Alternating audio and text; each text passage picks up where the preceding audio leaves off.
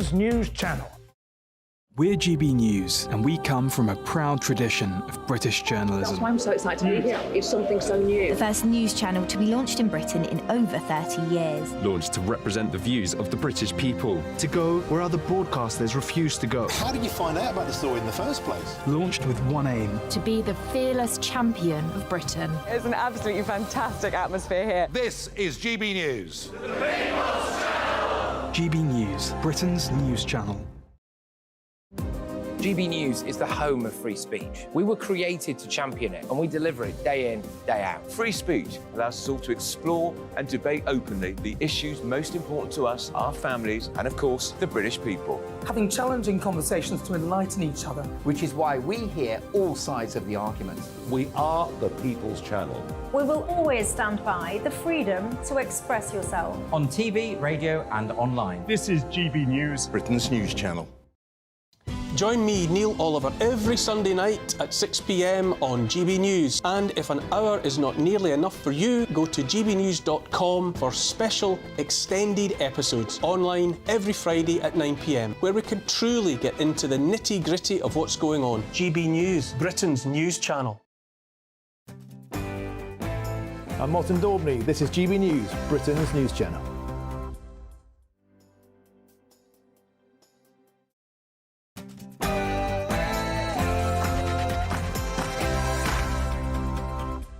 It's 9 p.m. I'm Patrick Christys. Tonight.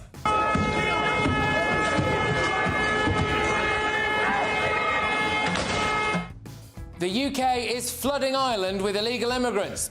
This asylum seeker killed an old man and...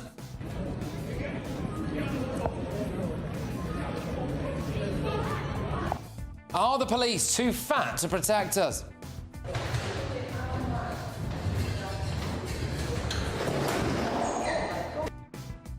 Hamza Yousaf's government just imploded. Plus...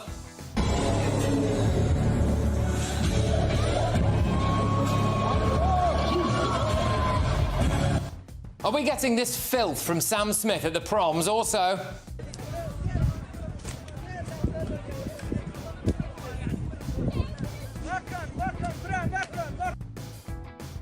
Is France about to leave the Calais beaches unprotected? And... Morning, Harvey. Think there'll be a verdict today? One of Harvey Weinstein's Me Too rape convictions is sensationally overturned, plus...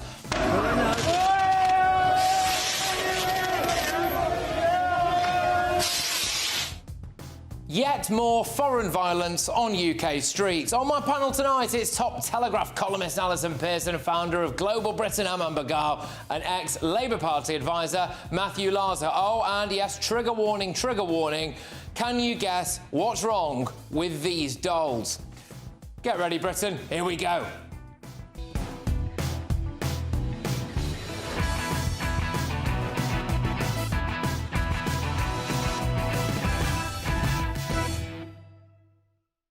How long before Britain riots? Next.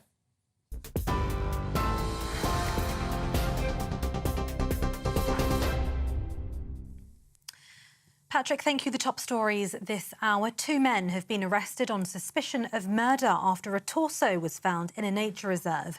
The body part was found in clear plastic by a passerby at Kersaldale Wetlands in Salford early this month. The victim is believed to be a man aged over 40 who had only been dead for a matter of days. 2 men from Salford, who are believed to be known to each other, were arrested on suspicion of murder today. A 42-year-old man was arrested on a bus around midday, and a 68-year-old man was arrested later.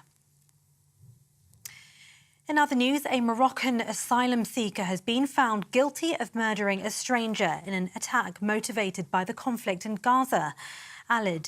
Ahmed Alid stabbed 70-year-old pensioner Terence Carney 6 times in Hartlepool in what was intended as revenge for the Israel-Hamas conflict. He told police the attack a week after the Hamas attacks on Israel was for the people of Gaza, and he had wanted to kill more victims. A court in New York has overturned Harvey Weinstein's 2020 conviction for sex crimes. It's a stunning development for the former top Hollywood producer, whose crimes sparked what became known as the Me Too movement. Manhattan's district attorney will now decide whether to seek a retrial. There's little chance of him being released. He's also serving 16 years for the rape of a woman in a Beverly Hills hotel. As you've been hearing, tensions are high in Edinburgh this evening, with the Scottish Greens planning to vote against First Minister Yousaf in a vote of no confidence. It's after the SNP's power-sharing deal with the Greens collapsed this morning, leaving Mr Yousaf in charge of a minority government. Losing the vote wouldn't automatically spell the end for Mr Yousaf, but it would throw serious doubt over his ability to govern. The no-confidence motion was proposed by Scottish Conservative leader Douglas Ross, who branded the SNP leader weak and a failed First Minister. And in the United States, Donald Trump says that US presidents must be immune from the threat of prosecution. It comes as his hush money case continues today. In a separate case, the US Supreme Court is hearing arguments for why he should be immune from charges related to efforts to overturn the 2020 election. Mr Trump spoke outside court early this morning. Constitutional rights have been taken away from me, but every single expert, every legal scholar, every respected scholar has said this is no case, there is no case here. The argument on immunity is very important. The president has to have immunity. This has nothing to do with me. This has to do with a president in the future, for 100 years from now. If you don't have immunity, you're not going to do anything. You're going to become a ceremonial president. You're just going to be doing nothing. You're not going to take any of the risks, both good and bad. For the latest stories, you can sign up to GB News Alerts by scanning the QR code on your screen, or you can go to gbnews.com/alerts. Now it's back to Patrick.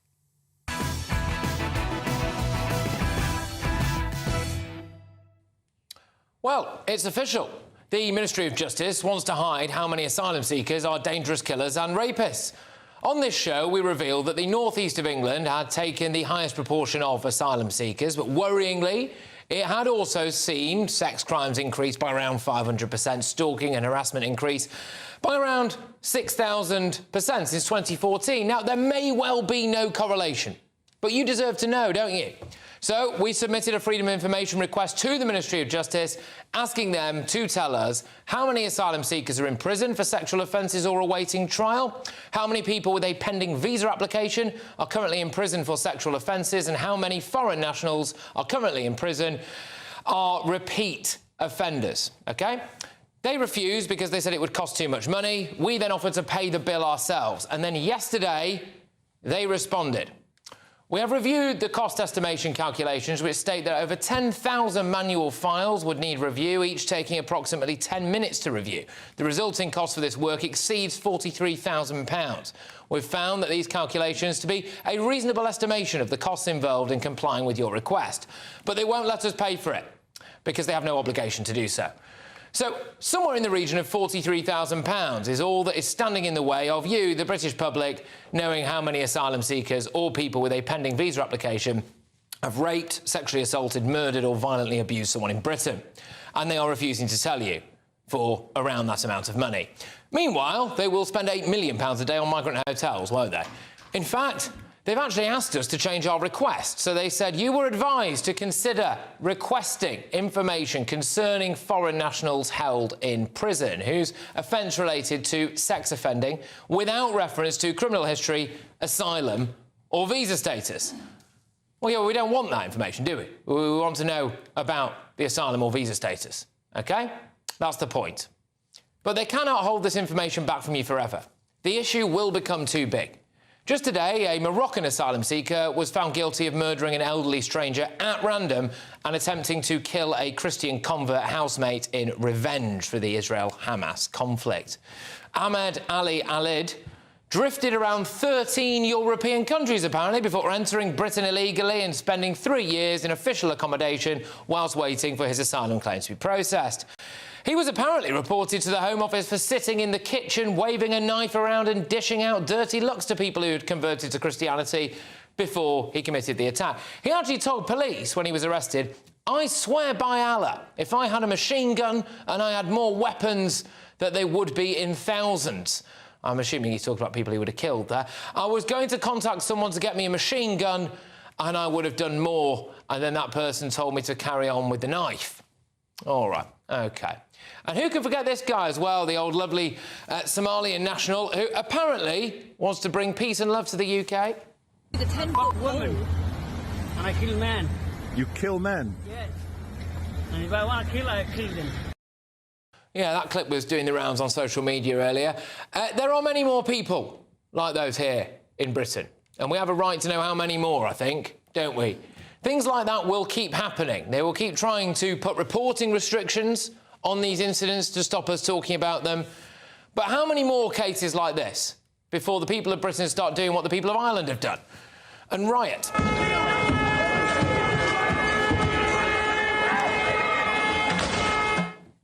So the people of Ireland have been pushed to breaking point and they have had enough. But the problem in Ireland is going to get worse. They might be about to have a load more Ahmed Ali Alits coming across the border from Northern Ireland into the Republic, because apparently 80% of asylum seekers in the Republic of Ireland have come from the north. So they're so worried about the Rwanda plan that they've got on a ferry to Northern Ireland in some cases and walked across the border, or they've legged it from one of the migrant hotels over there. Gosh. It's a real shame, isn't it, that the Irish High Court ruled in March that the UK should not be classed as a safe country to return asylum seekers to, because we might send them to Rwanda. So it looks like they might be stuck with this lot for now. Do you think the people of Ireland are going to stand for it if elderly men start getting stabbed to death by lunatic illegal immigrants? No. There'll be absolute carnage, won't there? Again, there'll be more carnage. I just wonder how much more is the British public going to take? Let's get the thoughts of my panel. This evening, I am joined by Daily Telegraph columnist Alison Pearson. I've also got the former Labour Party advisor, Matthew Larser, and the founder of Global Britain, Aman Bagar. Alison, I'll start with you. I mean, good grief, surely they just have to tell us the truth on this, don't they? How many of these people are actually sex offenders or violent thugs? I think viewers will be very shocked by that you've actually asked the Minister of Justice, do they not have a search function on a computer? We pay them enough money, don't we? So they should be able to say how many asylum seekers. And as you say, Patrick, anecdotally, we know in areas where they've sent a lot of asylum seekers, you know, I hear about this all the time, young girls being followed home from school and so on. But it is catastrophic. And this week, on Monday, when Rishi Sunak was giving his Stop the Boat speech, the government slipped out the fact that for this early part of this year, 24% increase in illegal migrants coming across the Channel. And something that caught my eye, which I think people will be very interested in, is that the number of official asylum decisions, 129,000 from April 2023 to 2024. The substantive decisions, 56,744 grants, 36,000 refusals. That is a grant rate of 61%. Do you know what the grant rate is in France? No. 23%. The British grant rate is 3 times what it is, and I am hearing from senior people that the government is rushing through approval of asylum claims.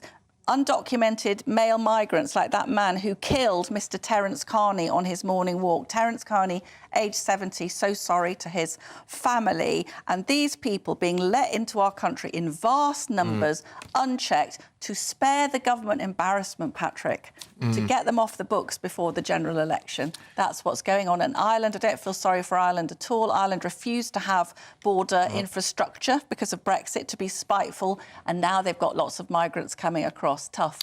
Well, there you go. Aman, I mean, yeah, Ireland, I just don't think they're going to stand for this. I just wonder how much more the British public will actually take. Well, indeed. I mean, look, the bottom line here is that these are unvetted.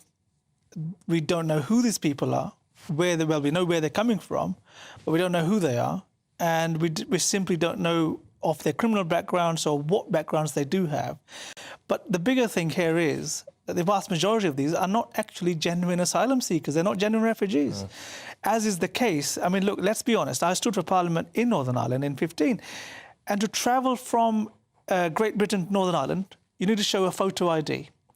OK, now, if these are people who have already gained asylum, thanks to the great blob that is the Home Office, in the UK, and they're travelling over to the Republic of Ireland, which has a very free and open border with Northern Ireland, it means that they're not asylum seekers, because if they were, they'd be staying here.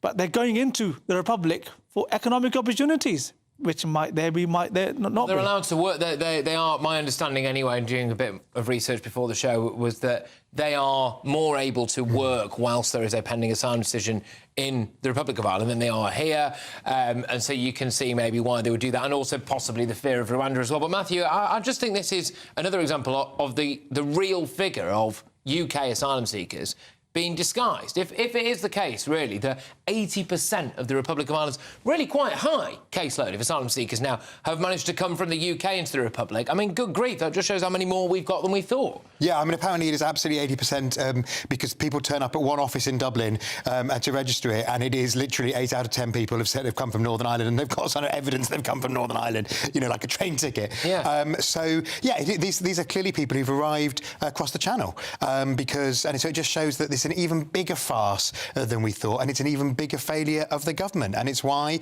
you know, I know you're going to groan when I say it, but it is why we need to focus on doing two things: on smashing the gangs so that we can reduce the number of people coming, but also when people come, to processing them so that the turnaround is, you know, is days and weeks and not months and years when people are getting lost in the system. These figures show they are processing them at great speed. Well, they're just now stamping stay, aren't they? They're rubber stamping them in. That is not a safe asylum policy. Well, no, what I mean is we need a system where people aren't languishing for years and then the file is lost and the people get to stay by default, but where the decisions are taken quickly within a system that works, which is what happens in other countries. Well, indeed, and I think that's, again, the failure of even the Rwanda scheme, I'm sorry to say.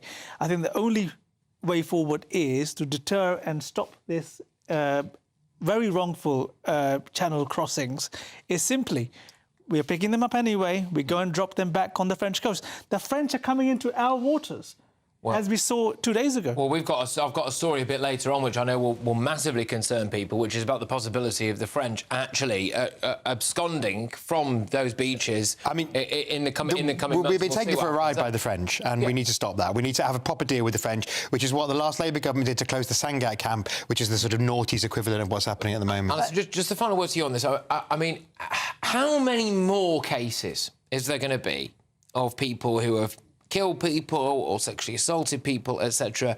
Do you think before there is more mass outrage in Britain? I'm not calling for people to say this. I'm not, you know, I don't want anyone to clip this and say I'm inciting violence. I'm not saying that. But you look at what's going on in Ireland and other countries as well, where they are more ready to take action in that sense. So how long is that before that happens here, do you think?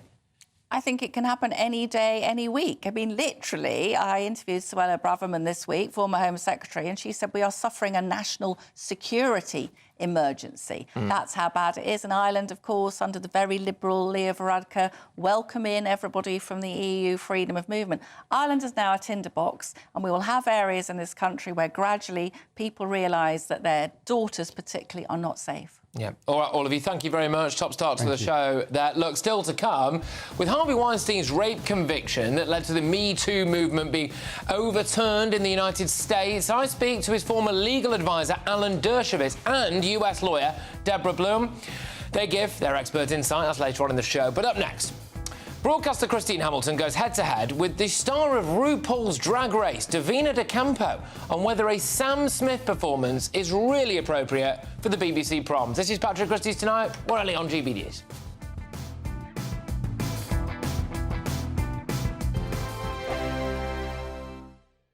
This is GB News, Britain's news channel.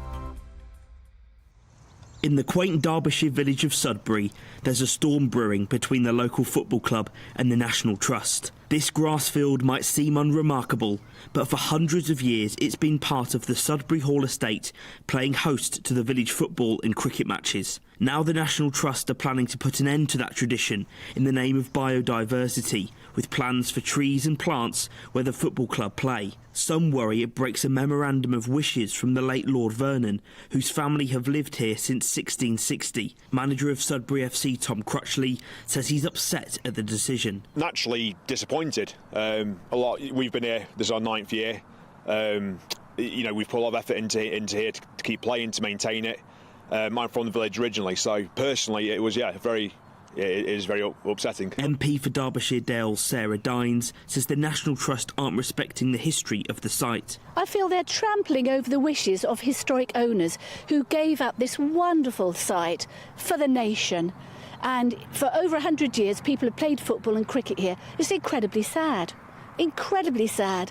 And it's against the wishes of a lot of people locally who've written to me from the village. Sudbury Hall lives under the branding of the Children's Country House, a decision which Dines says is disrespectful to the history of the estate. I mean, this is fake to make it into a children's theme park. It's almost a reimagining. And in fact, that's the very words it says on their website. The house is reopened. It's been reimagined. I don't want our heritage to be reimagined. I think the National Trust has been captured by people who have different ideas than most people in this country. Whilst the public will still be able to roam these historic grounds, the village feels like a legacy is being snatched away. Jack Carson, GB News, Sudbury. Join me, Camilla Tominey, every Sunday at 9:30 when I'll be interviewing the key players in British politics and taking them to task. This report basically says that he's not fit to stand trial. With an upcoming election looming over Westminster, now is the time for clear, honest answers. I agree. And that's precisely what I'll get. Is he indecisive? Incompetent? That's the Camilla Tominey Show at 9:30 every Sunday on GB News, the People's Channel, Britain's election channel. GB News is Britain's election channel. And from Thursday, the 2nd of May, the people decide. As the country heads to the polls in a rush of elections, we'll take you through the night as the first results come in. And we'll pick up at breakfast with the very best guests and analysis. And on the weekend, the results won't stop, and neither will we. We'll explore what it all means for you as we look ahead to the general election. Continuing coverage live from Thursday, the 2nd of May at midnight on GB News. 2024, a battleground year. The year the nation decides. As the parties gear up their campaigns for the next general election. Who will be left standing when the British people make one of the biggest decisions of their lives? Who will rise? And who will fall? Let's find out together. For every moment, the highs, the lows, the twists and turns. We'll be with you for every step of this journey. In 2024, GB News is Britain's election channel.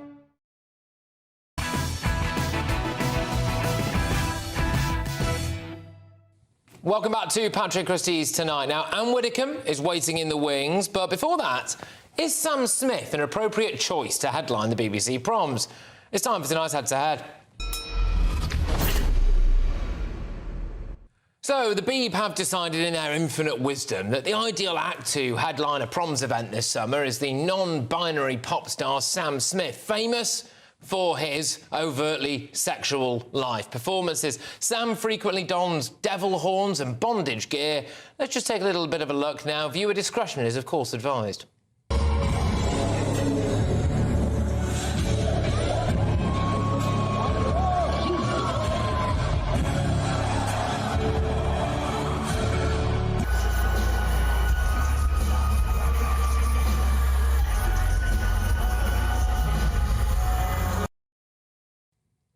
Yeah. So, you don't need a long memory to remember the BBC using COVID as an excuse to try and ban the audience singing Land of Hope and Glory. The BBC have defended their decision, with the controller of BBC Radio 3, Sam Jackson, releasing the following statement. We have worked very hard with Sam Smith and their management to see how we can create something authentically proms, and we look and feel that will be entirely appropriate for the audience in attendance. Look, tonight I'm asking, should Sam Smith be headlining a proms event? Let me know your thoughts. Go to gbnews.com/your say. Tweet me at GBNews, and while you're there, go and vote in our poll. The results will follow shortly. Going head-to-head on this now is author and broadcaster Christine Hamilton and Davina De Campo, who finished runner-up as well on the first series of RuPaul's Drag Race. Look, great stuff. Thank you very much. Davina, an inspired, appropriate choice? I don't see why not. One of Britain's biggest exports in the music industry being invited to perform at the prom seems perfectly reasonable to me. All right, Christine, I believe you might have a different view. I certainly do. This is deliberately provocative by the BBC. It's a third-rate PR stunt to alienate their core viewers. He's a mediocre singer at best. I just hope that this is the final nail in the BBC licence fee coffin. It's about time. I mean, they have broadcast this and showcased it as saying this will be the only opportunity this year in the UK. Well, thank heavens for small mercies, we won't have to see them at all, because people will turn off in their droves. And if this is the best that the BBC can produce for the proms, which is a classical music festival, that's what it is. There are plenty of opportunities for pop stars to appear all over the place, but they do not have to be on at the proms, and it's ridiculous. Utterly ridiculous. All right, Davina, I mean, you know, he's going to have to tone it down a bit. Well, I mean, let's start with that. First, they've already said it's going to be appropriate for that. So, you know, art, you make it for the audience that is going to view it. So there is no reason to expect anything other than what you would expect from the proms. And then if we go back to what Christy's talking about, you know, that this is a classical music event, absolutely. But actually, right from its inception, the proms has been designed to bring people in. The person who actually created the proms started with popular music in order to, in his words, train an audience for classical and contemporary music. And we've had pop artists at the proms since 1970, you know, in terms of modern pop artists. So the idea that we haven't got pop artists and national global names performing at this event is frankly historically illiterate. OK. Christine, apart from the fact that you stand accused of being historically illiterate, I suppose there's also the question of, you know, Sam Smith has veered into, I think, what I would regard and what many people might regard as being quite provocatively sexual in recent times. You know, is that appropriate? Is that the main issue for you? It's an issue.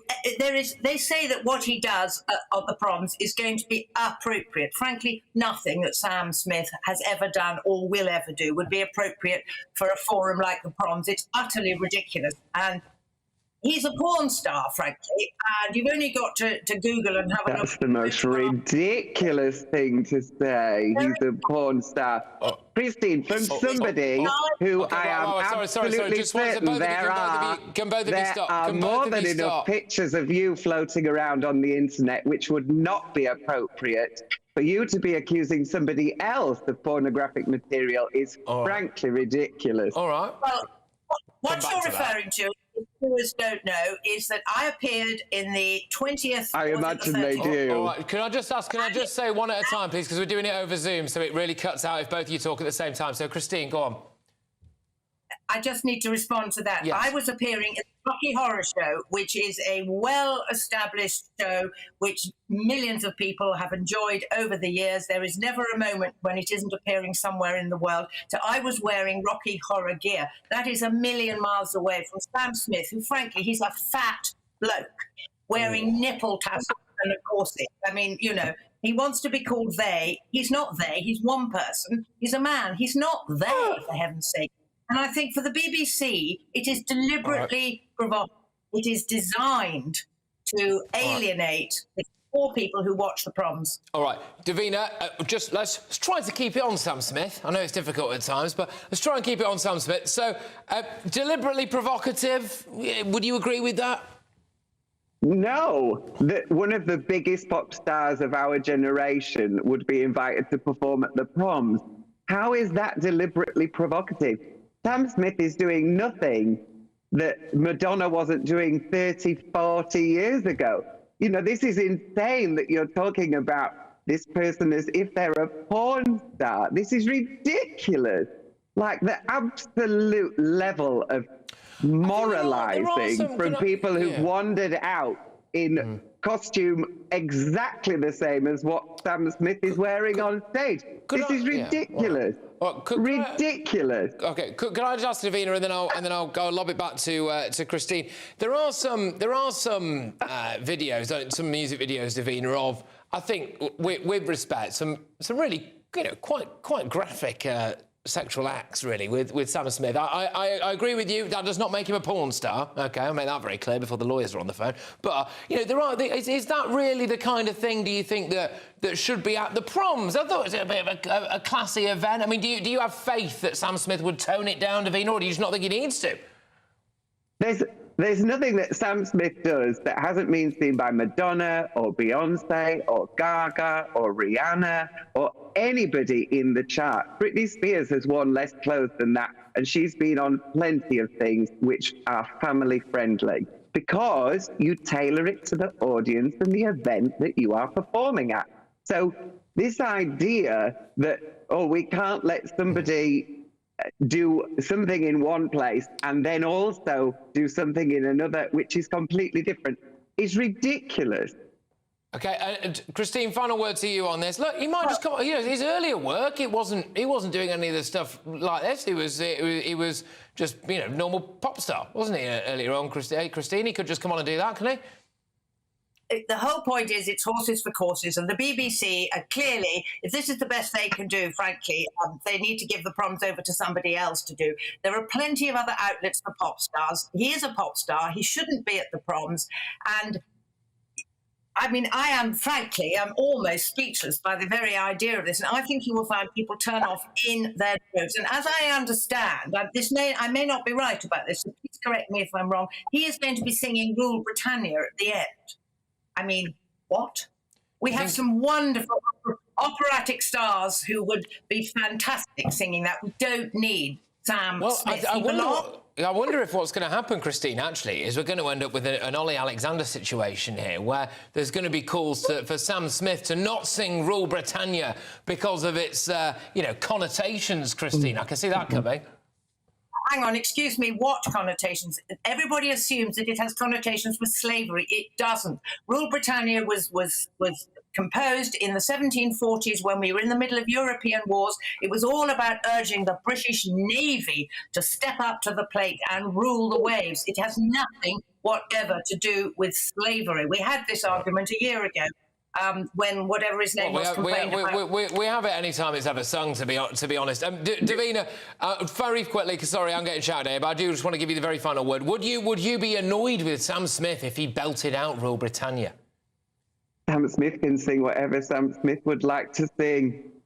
All right, fair enough. You know what? I had two fillings earlier, and I was in a really bad mood. This has cheered me right up. So thank you very, very much, both of you. Thoroughly good stuff. Cracking head-to-head. Right, who do you agree with?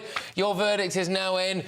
19% of you think that Sam Smith should perform at the proms. 81% of you disagree. Coming up, as shoplifting hits a record high and chubby coppers struggle to detain suspects, how would Anne Widdecombe fix an increasingly lawless Britain? She'll give her usual no-nonsense analysis a little bit later on in the show. But next, look, very serious story this. Harvey Weinstein's Me Too conviction is overturned in quite shocking and landmark ruling, actually. I'm going to be speaking to Alan Dershowitz, a lawyer who worked on that case, and that's next. Good evening. Here's your latest GB News weather forecast brought to you by the Met Office. It's going to be another rather chilly night for many of us, and there will be some showers around and more showers to come as we go through tomorrow due to an area of low pressure just out in the North Sea, bringing a showery theme to many places. Some further showery rain through this evening and overnight across southern parts, and here it is going to stay pretty cloudy, keeping temperatures up. Elsewhere, there'll be some clearer skies further north, albeit with a few showers around across some northern and eastern coastal parts, perhaps the odd wintry one over the higher ground of Scotland. Where we see the skies clear, we are going to see temperatures dropping, so they will fall a few degrees below freezing in some rural spots, a touch of frost for some of us first thing tomorrow morning. Otherwise, as we go through tomorrow, staying pretty cloudy across some far southern areas, and watch out for some heavy, perhaps even torrential downpours across parts of the southwest into the afternoon. Elsewhere, the showers across the far north and east will become more widespread, feeding inland, so a greater chance that many of us will catch one into the afternoon. Temperatures staying a little bit on the low side, not feeling too bad in the sunshine, otherwise a bit cool for the time of year. Into Saturday, and there will be some showery rain feeding its way northwards across parts of England and Wales. Could be a little bit heavy at times. Also a scattering of showers for northern and western parts of Scotland and Northern Ireland, but in between these two areas, staying largely dry. There may even be some sunshine at times. Sunday brings some heavy persistent rain to some eastern southeastern parts, but temperatures are gradually climbing. Bye-bye. Farage, Monday to Thursday from 7 p.m. Thus far, it has been a proxy war. It has been the proxies of Iran. But last night, and bear in mind that this extreme Islamist regime have been in charge since 1979, they have as a very clear objective that Israel should be completely wiped out, launched their first ever attack on Israel.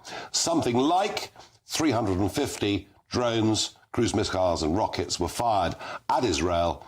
95% of them were intercepted and shot down, including some action by our own Royal Air Force. We have been appeasing Iran ever since the JCPOA deal as it's known, and this was the deal that President Obama put together, and the idea was we remove sanctions, we free up tens of billions of dollars of frozen money, and in return, Iran will not continue to build a nuclear weapon. And what have they done with that money? Well, it has helped them, of course, to fund Hamas. It's helped them to fund Hezbollah. It's helped them to fund the Houthis. And it directly helped them to fund the rocket attacks on Israel last night. I have been against this deal from day one. I was delighted when Trump was president in America that he pulled the Americans out of it.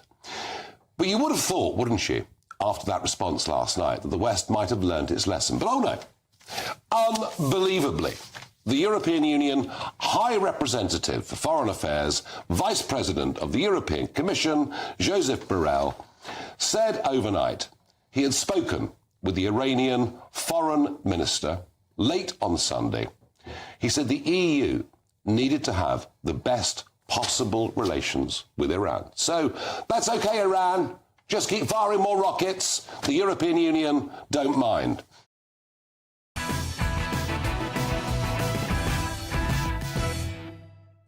Welcome back to Patrick Christys tonight on GB News. Now, shoplifting is spiralling, our prisons are bursting, and chubby coppers are struggling to physically make arrests. I've got a video to show you a bit later on, which I think will make your blood boil. But former Prisons Minister Anne Widdecombe, she's going to be speaking out.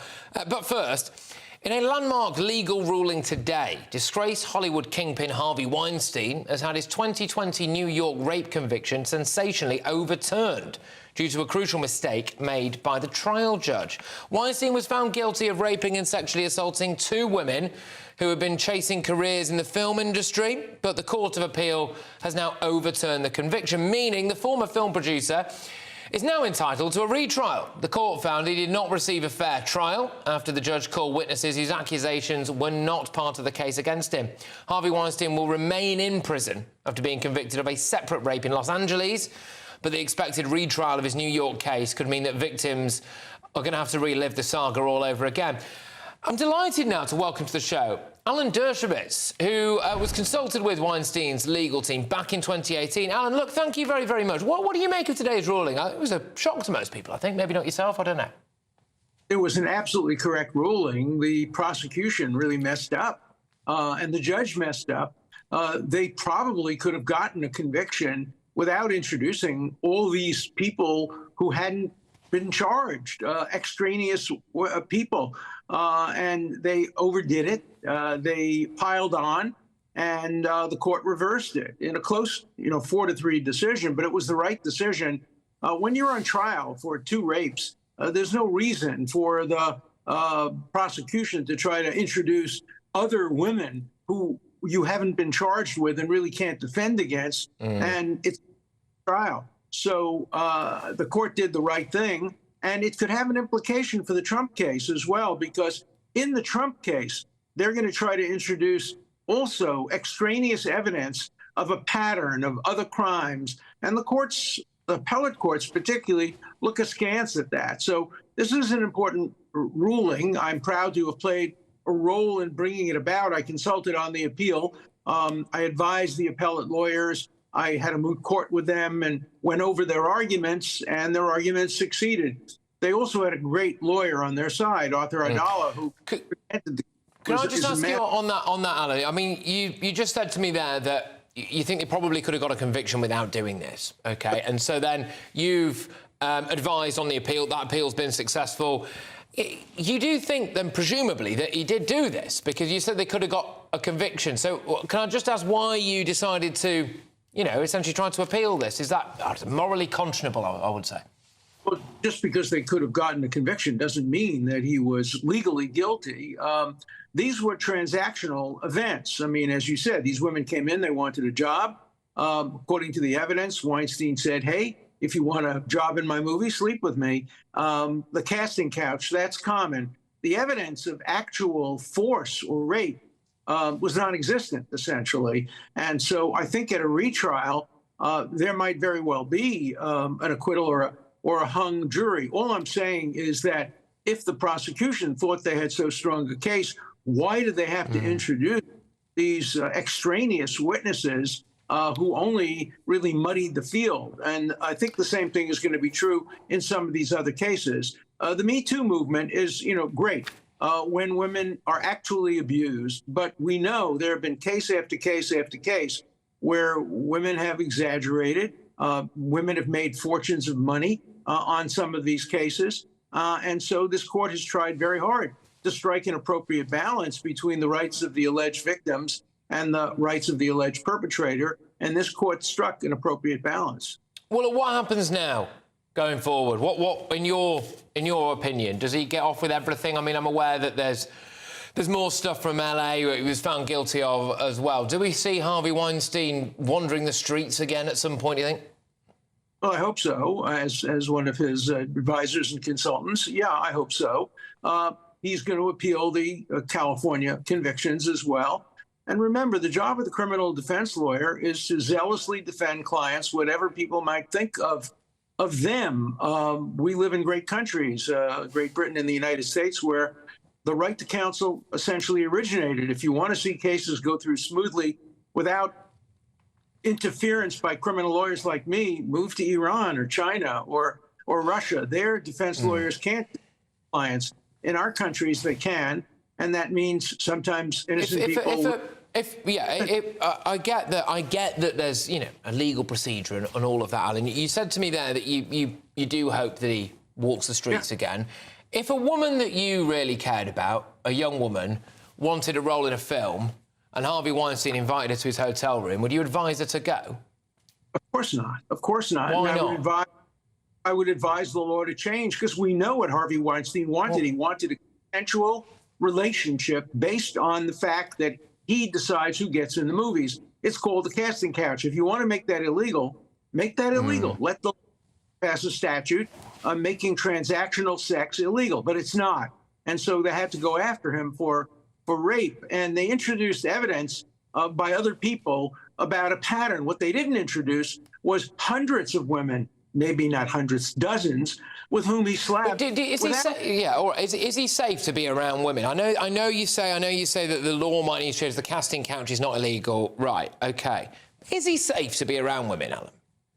Well, women should be very careful in dealing with anybody who is involved in the casting couch. They're adults. They're intelligent people. They shouldn't accept an offer to sleep with them in order to get a job. They're responsible for their own when they do that. If there's force, that's one thing. But if it's consensual, even if it's consensual based on a job, we're not talking about people who are in the street hungry. We're talking about people who want stars in films. And if they're prepared to offer their bodies for that, that's their problem, not the problem of society. Unless society wants to make a law, change, you can do that. But with a law, just very finally and quite quickly, if you don't mind, Alan. Sorry about this, but you mentioned that it's going to have could have implications for the Trump case. Just to re-emphasise that for me. Why is this so important? Well, because in the Trump case, some of the prosecutors are thinking of trying to introduce non-crimes. Even today, as we speak, they introduced this catch and kill business about paying for newspaper stories and then killing them. Those aren't crimes. And what this court said, if they're not crimes, if they're not charged, be careful about muddying the water and prejudicing the defendant by introducing that kind of evidence. So if I were a Trump lawyer, I'd read this case very carefully. Look, Alan, thank you very much. Really pleasure to have you on. That's Alan Dershowitz there. Thank you. I am going to just welcome into the fray now another US-based lawyer. It's Deborah Bloom. Deborah, thank you. I don't know if you've been able to hear some of the stuff that Alan was saying there. What does this mean for female victims for the Me Too movement, really, that Harvey Weinstein has just had this overturned? You know, a lot of the victims are feeling really outraged. They feel that it was a major step back for those who have been accused and convicted of sexual violence. I'm also a defense attorney, and I will tell you that this is a legal decision made by the Court of Appeals. It's not a personal attack on the victims. It's not saying we don't believe you. It's saying that the judges exceeded the rules of trial procedure and violated them so egregiously that we have to overturn the decision. So Alan said there that he hopes that Harvey Weinstein is eventually allowed back out. I mean, how do you see the future trials here going and retrials going? Do you think we will see Harvey back out and about? Well, he's serving a 16-year sentence in California that's separate and apart from the New York verdict and sentence. So unless that's going to be overturned, he's not going anywhere anytime soon. And I do believe that the New York County District Attorney's Office will move forward with bringing charges against him and just follow what the Court of Appeals said, which is not to call these witnesses who went beyond the bounds of what they were supposed to offer as witnesses that were not part of the charged act. Some people will say this, and actually, to be honest, given the ruling, there's some justification to this, that maybe certain aspects of the Me Too movement went too far. Well, I've represented a lot of men who are accused of things as a result of the Me Too movement that I believe they did not do. And we were ultimately victorious in their defense. But the issue is that their whole life was blown up for a large chunk of time. Even if it's 3 months, that's still a really big time period in somebody's life. You could lose your job. You can be charged with a crime. You have to hire a lawyer. And those have been false claims that women have brought as a result of the Me Too movement. Of course, there are plenty of women who are victims and they have to have protections, the ability to move forward, but there needs to be a balance. Okay, and ultimately, is this the judge's fault then?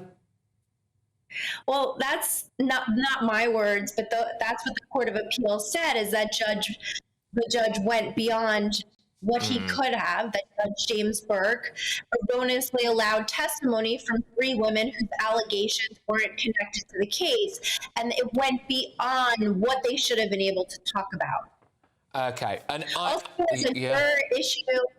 Sorry, there was an issue with the juror that should have been kicked off of the jury. So there were a few things here that led to this. Sorry, but quickly, just to finish this off, is he a danger to women, Harvey Weinstein? I mean, you know, I asked Alan that question about if he had a loved one or, you know, daughter or granddaughter or whatever, and Harvey Weinstein invited him to his hotel room, and he said no. He simultaneously hopes this guy is able to go back out on the streets, whilst also hoping that no one he cares about, who happens to be a woman, ever comes into contact with him. I mean, what's your view?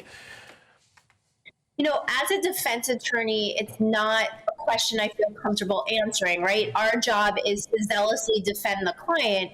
I certainly wouldn't send off any of my friends or loved ones to meet Harvey Weinstein based upon what's come out, but I also do see issues with how they tried the case against him here in New York.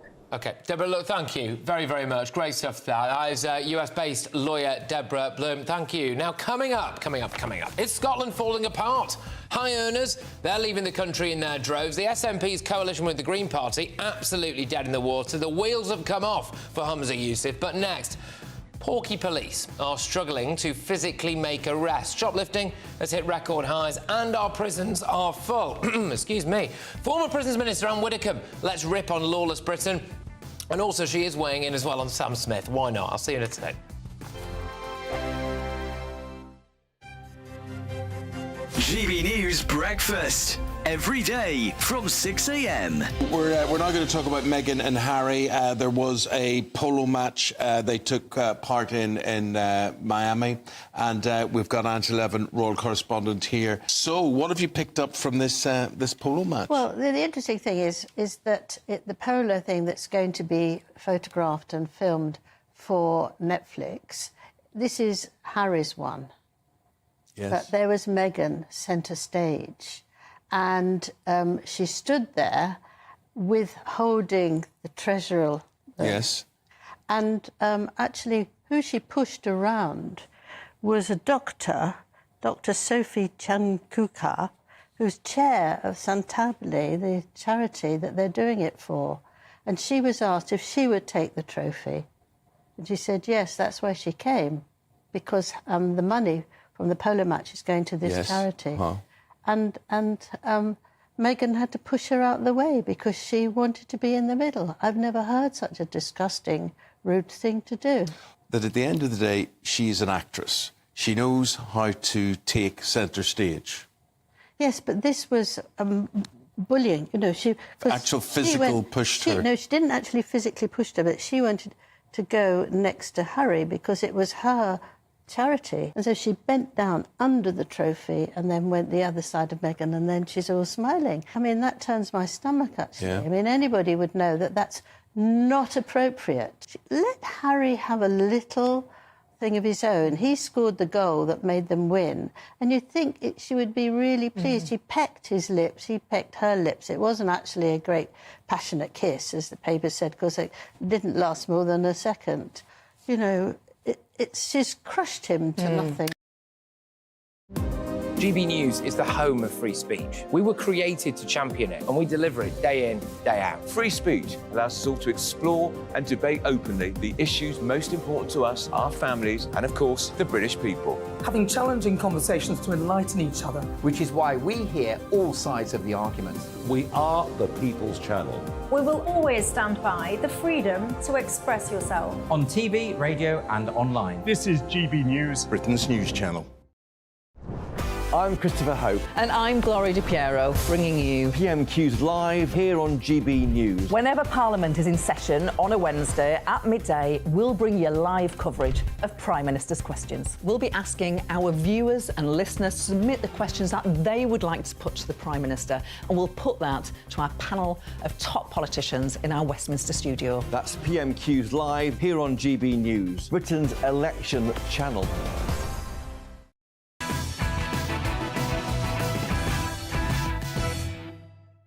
Welcome back to Patrick Christys Tonight. Still to come, the Scottish Government is absolutely imploding. The SNP's Green Coalition fractured beyond repair. I give my take on the lessons this should teach English voters a little bit later on in the show. But first, we welcome the legend that is Anne Widdecombe. Shoplifting in Britain has hit a record high across England and Wales, with nearly 1,200 offences recorded each and every day. Remember as well that the number of cases solved has fallen to a low of just 1 in 10. But how can we expect our police to catch criminals if this is the calibre of officer we employ to do so?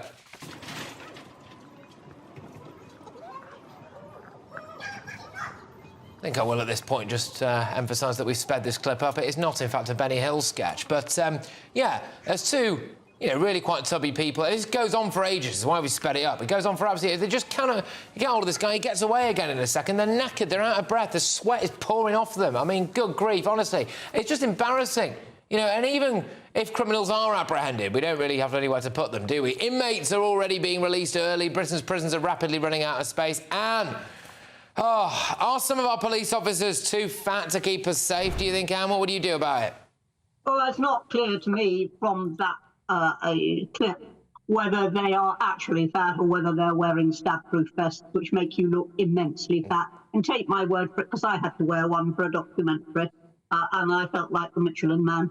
So, I'm not going to comment on that. What I will comment on is the rather more serious point, which is that the prisons are full.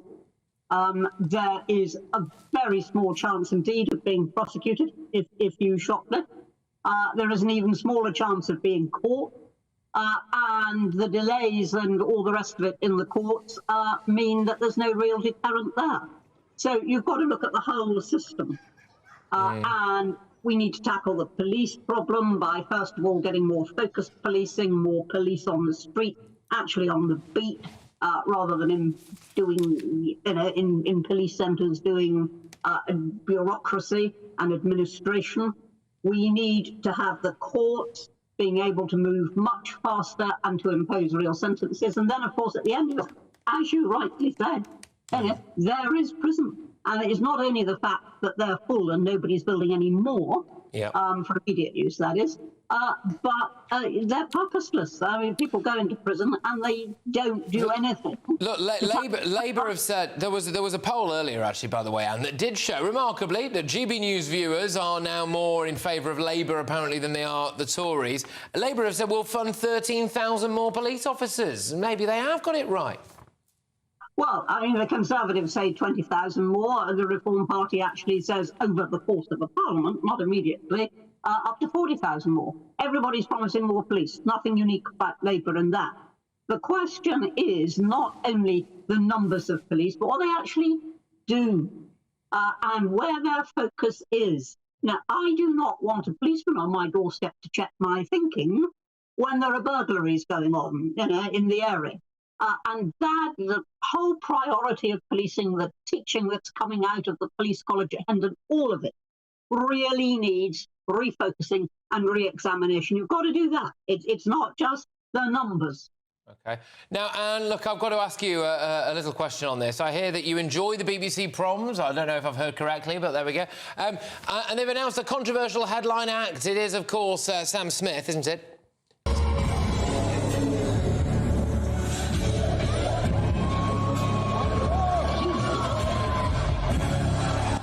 All right. Oh, not a fan, Anne? I've never even heard of Sam Smith until this moment, and having seen that, I don't think I want to.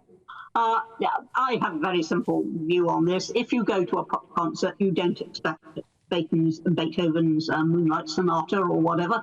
And if you go to a classical concert, you expect classical music. You certainly don't expect that. No.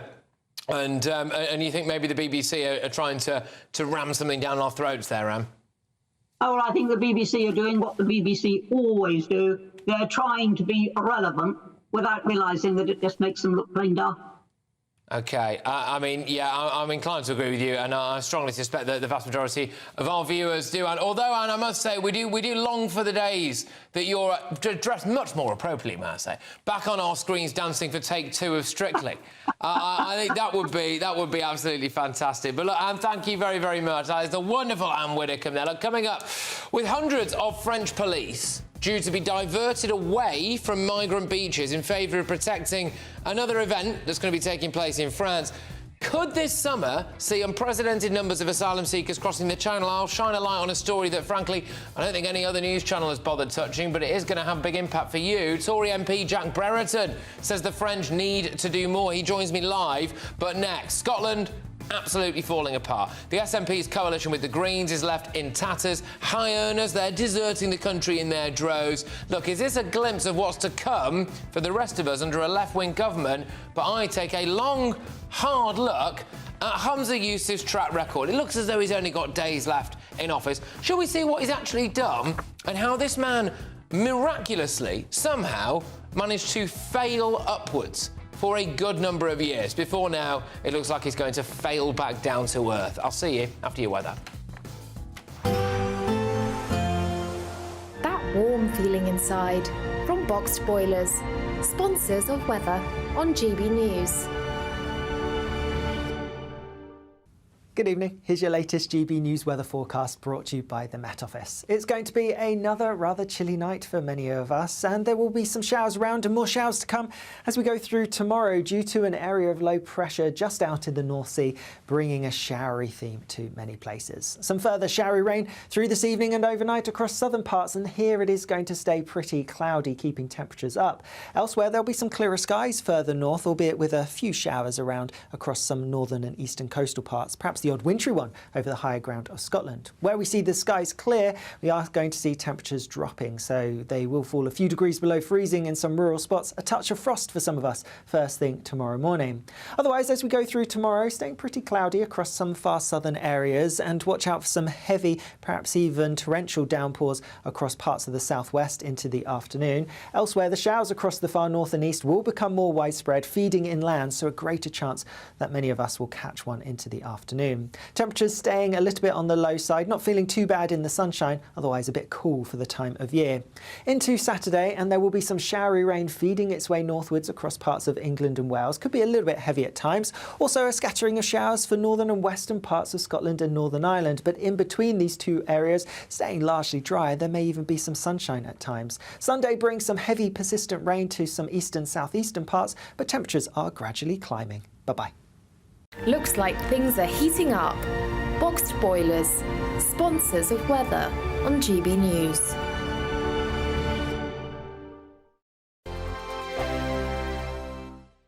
It's the final week to see how you could win our biggest prize yet. With thanks to Variety Cruises, a family company sailing since 1942, you have the chance to win a £10,000 7-night small boat cruise for two. With flights, meals, excursions and drinks included, you'll be able to choose from any one of their 2025 Greek adventures. Plus, you'll also win £10,000 in tax-free cash to make your summer sizzle. And we'll pack you off with these luxury travel gifts. Hurry, as lines close on Friday.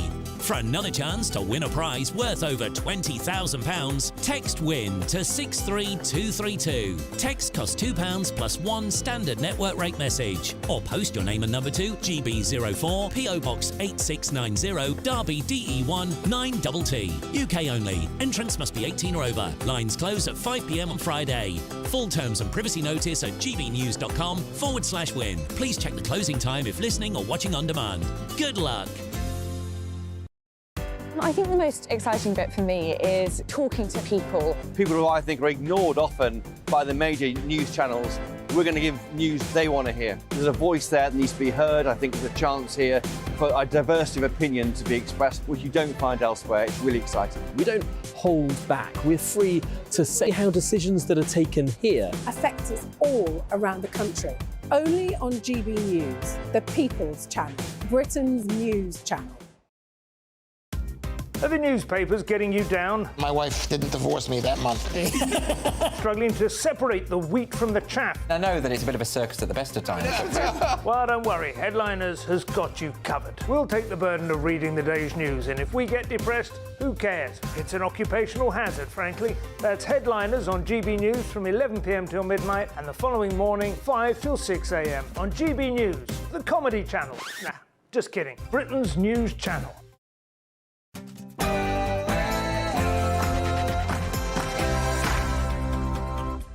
It's 10 p.m. I'm Patrick Christys. Tonight.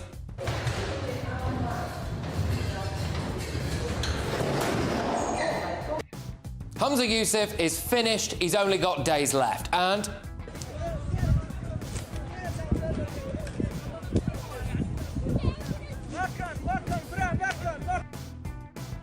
the French are about to leave the Calais beaches defenceless.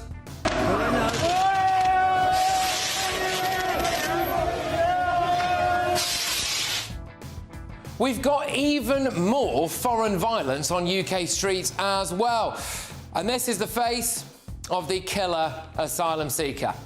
On my panel tonight is Telegraph columnist Alison Pearson, founder of Global Britain, Aman Bagal, and ex-Labour Party advisor Matthew Larser. Oh yes, and trigger warning, trigger warning, trigger warning. I've got to say that. Why have these dolls been cancelled? Get ready, Britain. Here we go.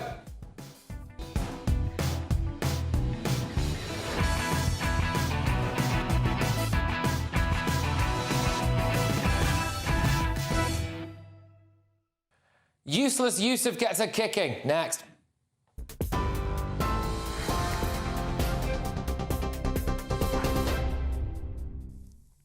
Patrick, thank you. The top stories as our tensions are high in Edinburgh this evening, with the Scottish Greens planning to vote against First Minister Humza Yousaf in a vote of no confidence.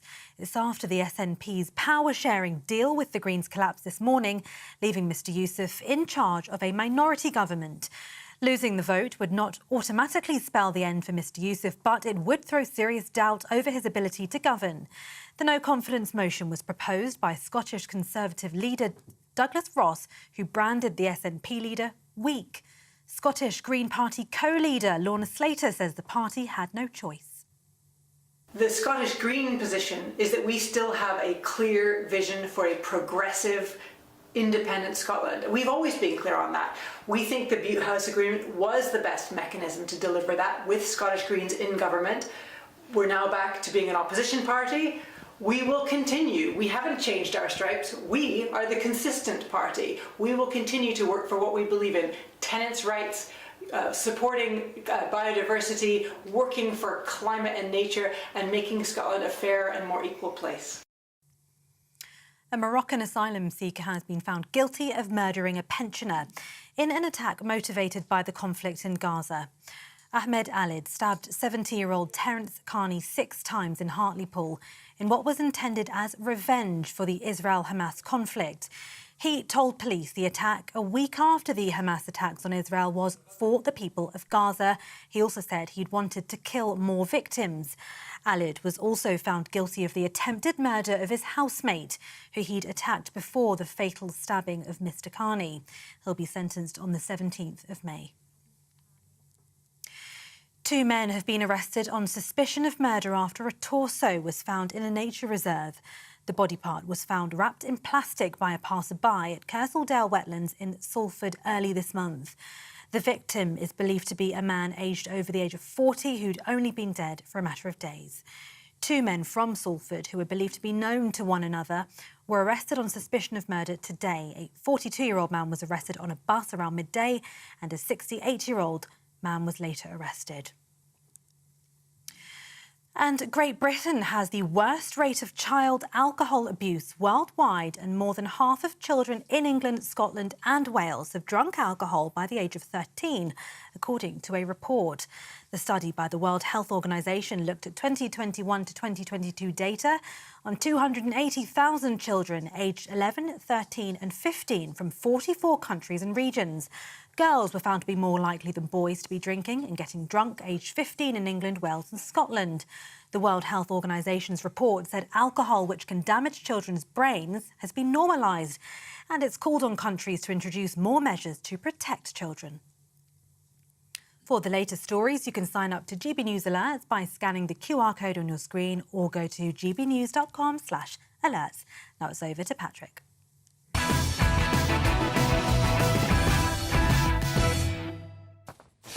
Humza Yousaf has always been completely and utterly useless, and now he's been found out. He will face a no-confidence vote next week after his shambolic coalition with the Greens fell through. Now, if a no-confidence vote is passed on the government, the SNP government would have to resign and appoint a new First Minister within 28 days or call an election. The wheels have come off for Mr Yousaf, but not for the first time.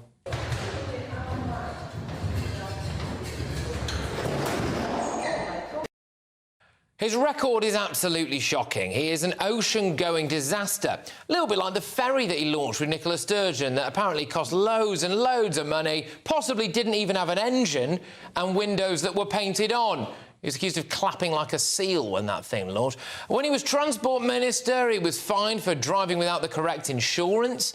When he was Justice Minister, crime rose and he called for Rangers footballers to be investigated by the police after he fell for a fake video appearing to show them singing sectarian songs. When he was Health Minister, 1 in 7 Scots were on an NHS waiting list, and things were so bad under his tenure that when he became First Minister, he actually created a new position in his cabinet called the Minister for NHS Recovery. A practising Muslim, he conveniently missed a vote on gay marriage. He said that he had an urgent meeting he couldn't avoid, but later Alex Salmond accused him of coming under religious pressure. Since becoming First Minister, he's reportedly overseen the contraction of the Scottish economy. He's missed A&E targets, NHS waiting lists, which have increased by 9.5% apparently on the year before he took over, spending 134 grand of taxpayers' money on 9 independence papers, a rise in violent and sexual offences, and more than 12,400 train cancellations. He's made several inexplicable decisions, like deciding to go on a family holiday to Qatar, which houses Hamas leaders. Just a couple of months after Hamas invaded Israel, he unilaterally announced that Scotland would be the first part of the UK to welcome refugees from Gaza. I'm not sure how popular that would have been with most people in Scotland, to be honest. He decided to donate 250 grand to the UNRWA aid agency in November 2023, at the same time as his parents-in-law were among millions unable to leave the enclave. They have since left, but any insinuation of anything untoward happening there is simply an Islamophobic attack, according to Mr Yousaf. He is, of course, dead against making any kind of race-based statements himself, though, isn't he? Lord President, white. The Lord Justice Clerk, white. Every High Court judge, white. The Lord Advocate, white. The Solicitor General, white. White, I imagine, will be the same colour as his impending P45. Mr Yousaf's SNP has now been overtaken by the Labour Party in Scotland. His overall ambition for independence is completely dead in the water, and that's before we've mentioned his hate crime stuff as well, which saw him receive more complaints than J.K. Rowling in the first few days, has crippled Scottish police and meant that they are now investigating hurty words instead of actual hardcore crime. The police said they'd investigate every single report, which, given that there were around 1,800 made against Mr Yousaf initially, conceivably meant that he was the only First Minister to have 1,800 active police investigations into him at any one time. On a completely separate note, of course, he was Nicola Sturgeon's top pick to be her successor. How are her and her husband getting on these days?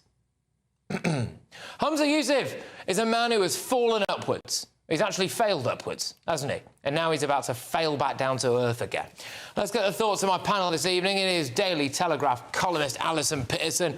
We have got former Labour Party advisor Matthew Larser and the founder and chairman of Global Britain, Aman Bagar. Alison, good riddance to bad rubbish?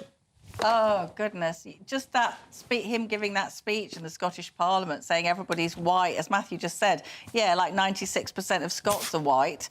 You know, I mean, absolutely outrageous. He accuses everybody else of racism. He is, of course, you know, shows signs of racism himself.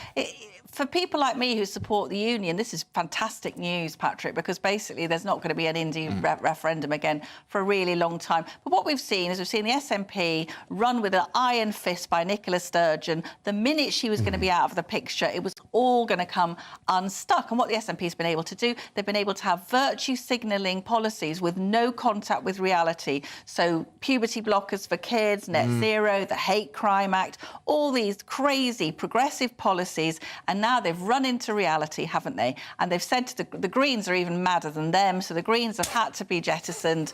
And now they're saying, oh, we're going to scale back the net zero thing. NHS Scotland won't give puberty blockers after all to teenagers and so on. So he's hitting reality. And it looks like next week it's going to be a very close vote. 63, 65, very, very close, but he richly deserves to go. And with him, most of the SNP, I would say. How on earth, Aman, when you look at Humza Yousaf's track record there, on basically everything he's touched, how on earth has that man been able to get to high office? Well, look at it this way, Patrick. I mean, Humza Yousaf is a festival of vokery. That's what he is. And he's fallen out with these green commies, you know, these sort of watermelon communists. Say it as you say it. But then again, you know, the Scottish nationalists, I like to refer to them as a separatist nationalist socialists. That's what they are. They've dragged back Scotland years from the progress that it had made from the result of the 2014 Scottish national independence referendum. I mean, let's be honest, Scotland has a very good deal under the Barnett formula from the rest of the UK in terms of the money it gets, in terms of the resources it gets. It gets a pretty fair deal. But the SNP have boiled every problem they haven't been able to deal with to, oh, we're not having independence. And it's toxic. But these chickens are coming home to roost. They really are. It's great news for Labour then, Matthew, to be fair. Absolutely. Humza Yousaf might as well have just handed the keys to Downing Street to Keir Starmer, really. Yeah, well, I mean, and also the keys of Hollywood to Anna Sawar, because we might end up with a Hollywood election before we have a UK election, because it's all now down to the way the numbers work in the Scottish Parliament, with the Greens lining up with the Tories, Labour and the Lib Dems. It's all down to Ash Regan, who stood against him in the leadership election, then joined Alex Salmond's party, and she's now the swing vote. If she votes with all the opposition, then he's gone, and they've got 28 days to get a new First Minister. They don't just pick one, they have to get them, you know, endorsed by the Parliament, which is very unlikely. So then we're looking at an election, which, you know, presumably would follow before the summer, before the summer holidays. How different it would have been if they'd picked Kate Forbes rather than this idiot. Because she was a really solid, economically sound person, and she wasn't into all this lunacy. She was a Christian, so of course they couldn't. There we go. Let's remind ourselves, just quickly, why they didn't, right? Because this was when all the trans nonsense was going on under Nicola Sturgeon. And Kate Forbes came out, didn't she? And despite the fact that Humza Yousaf conveniently missed a vote on gay marriage, which Alex Salmond later said was due to coming under religious pressure, Humza Yousaf himself says, of course, he had an important meeting that day. And despite the fact that he'd missed that didn't count against him. But Kate Forbes saying, I would vote against this, but I'm not going to try and overturn the law, which is basically fine. I've just got principles. They couldn't have her, could they? No, but she was actually sane, and she had her head screwed on about the economy and so on. So the SNP now, as we're saying, likely to be blown away by Labour in the general election. And boy, have they got it coming. I would say, Patrick, this shows to me devolution has been a disaster in our country. Scotland, absolute basket case. NHS, dreadful. Education system used to be marvellous, now tanking. My Wales, my beloved Wales, devolution dominated by Labour, Drakeford, really awful. At least a 20-mile-an-hour blanket ban has been lifted this week. Look on the bright side, Alice. Well, yeah, but schools, hospitals, yes, the Drakeford 20-mile-an-hour absurd ban where lorries have been rolling back down the hill because they're having to travel. It's a metaphor. But also, I think, as I said earlier, beat Humza, beat Anna Sauer, I must say. I mean, I think Anna Sauer is a much cleverer politician. Nevertheless, it's the festival of woke. I mean, he's a dynastic politician. His father was the MP for... He was an MP, but he's more talented as a British politician than his father. But then again, his father is now the governor of Pakistani Punjab. He didn't even bother to stay in Scotland after retiring as a Labour MP. I mean, that's a question. Yeah, the thing about Anas is, I mean, what I was struck by today, if you listen to Humza Yousaf, he speaks all the time as though he's talking to a primary school class. Yeah. It's this really, really patronising tone. And Anas has got this. Anas has got a twinkle in his eye and is ready if the election happens. But just one warning to people across Britain. The Greens. A lot of people think the Greens are a nice, easy, sort of cuddly alternative. Have a look at Scotland. It's technically a separate party to England and Wales, but they're pretty much linked, and there should be a warning about what their real agenda is. I read this today, couldn't believe it. The Greens and Humza were backing rape trials without a jury. That's where we're heading. Seriously? Because all men are guilty, Patrick, as we know, aren't they? Good grief. But they couldn't even sort out their bottle recycling scheme. They had to be saved by Westminster. Westminster scrapped it. But they were all going, thank you, secretly. But you know what? Whether you look at Scottish Labour, you look at the SNP, it all boils down to these parties' candidates department. How on earth are the likes of Humza Yousaf getting through to become the First Minister of Scotland? Anas is a talented man. You might say he was talented, right? I think they went to the same school, actually. But we did. Remarkable. Having said that, Eton's turned out a few people, hasn't it? But exactly. It's not them either, is it? And it wasn't Eton. There's not that much difference politically between Anna Sauer and Humza Yousaf. There isn't. No, I think it's about delivery. And the thing is that I was there in September 2014 on the night of the referendum, and we were very nervous about what was going to happen. Obviously, it went from our point of view the right way. We saved the union. But then, of course, they've spent the next 10 years, when they should have spent it delivering for the people of Scotland, they've spent it obsessed with the question of the referendum. He was talking about that even again today. Stuff he backed on. I mean, it's just a continuation of the hate crime bill, they got watered down, and then they felt that they had no choice but to back it. But no, I think there will be... Look, the biggest problem with the SNP is they've spent a decade telling people the sun is shining, but eventually, when people go outside, they realise it's raining, and that's what's happened in Scotland. Well, there we go. I mean, look, hey, I'll just say it now. Humza Yousaf would probably, if he was here to defend himself, say he's done a great job. All right. They won't come on GBNews, though. No, not now, anyway. Anyway, coming up, find out why Algerian football fans have been wreaking havoc in North London. That's in my press pack. But next, with hundreds of French police due to be diverted away from migrant beaches, believe it or not, yes, it's happening, apparently, are Britain's borders going to take even more of a battering? I'll tell you when it's going to happen as well. It's shocking stuff. Tory MP Jack Berriton says the French are failing. He joins me live. It's after this very short break.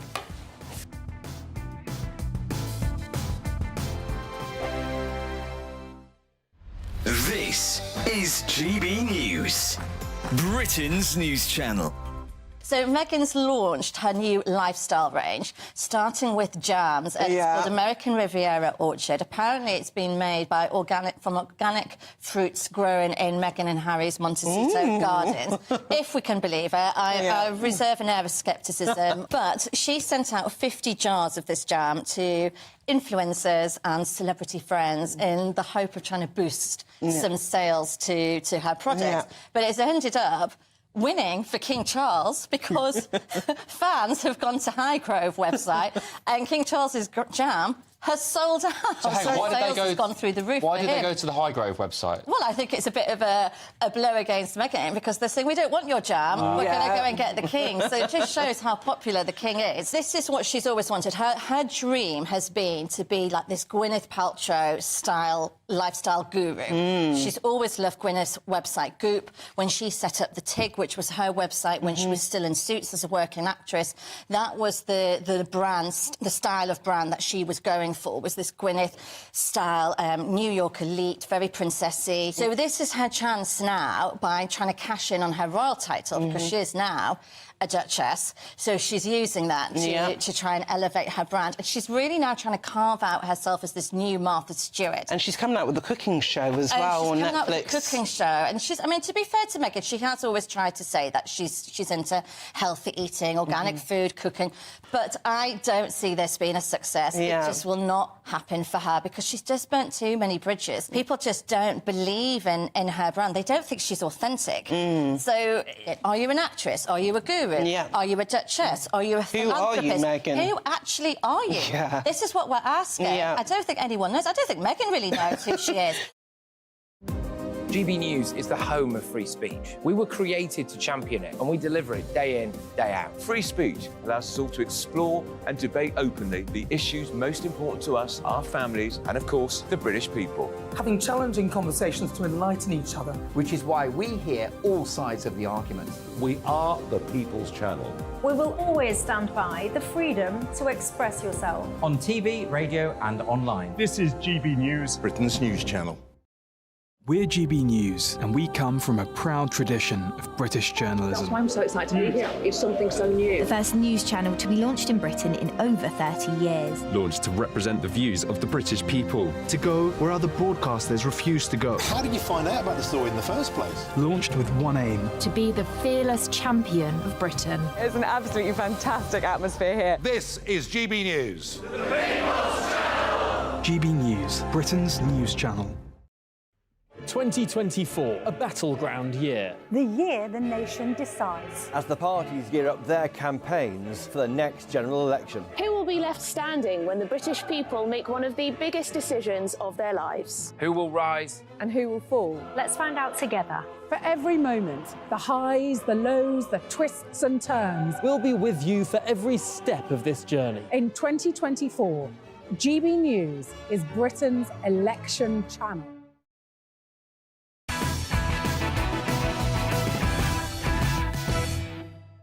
Welcome back to Patrick Christys Tonight. Look, still to come, I bring you the very first look at tomorrow's newspaper front pages. But first, Britain could be facing an unprecedented onslaught of illegal migrants crossing the English Channel this summer. I know you're probably thinking, how much worse can it really get? Well, the answer is a lot.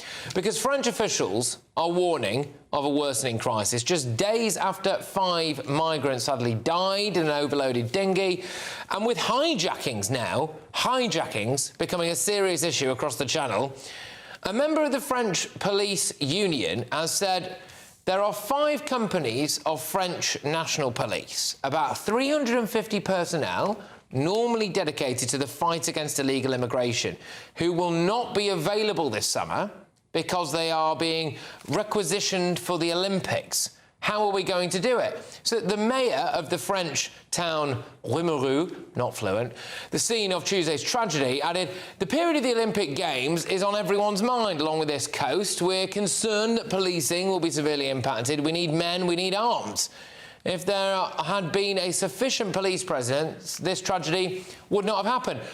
So this concerning news just come the same day as the Safety of Rwanda bill received official royal assent, but will it help stop the small boats? Keir Starmer doesn't seem to think so, obviously. The government has lost control of the borders.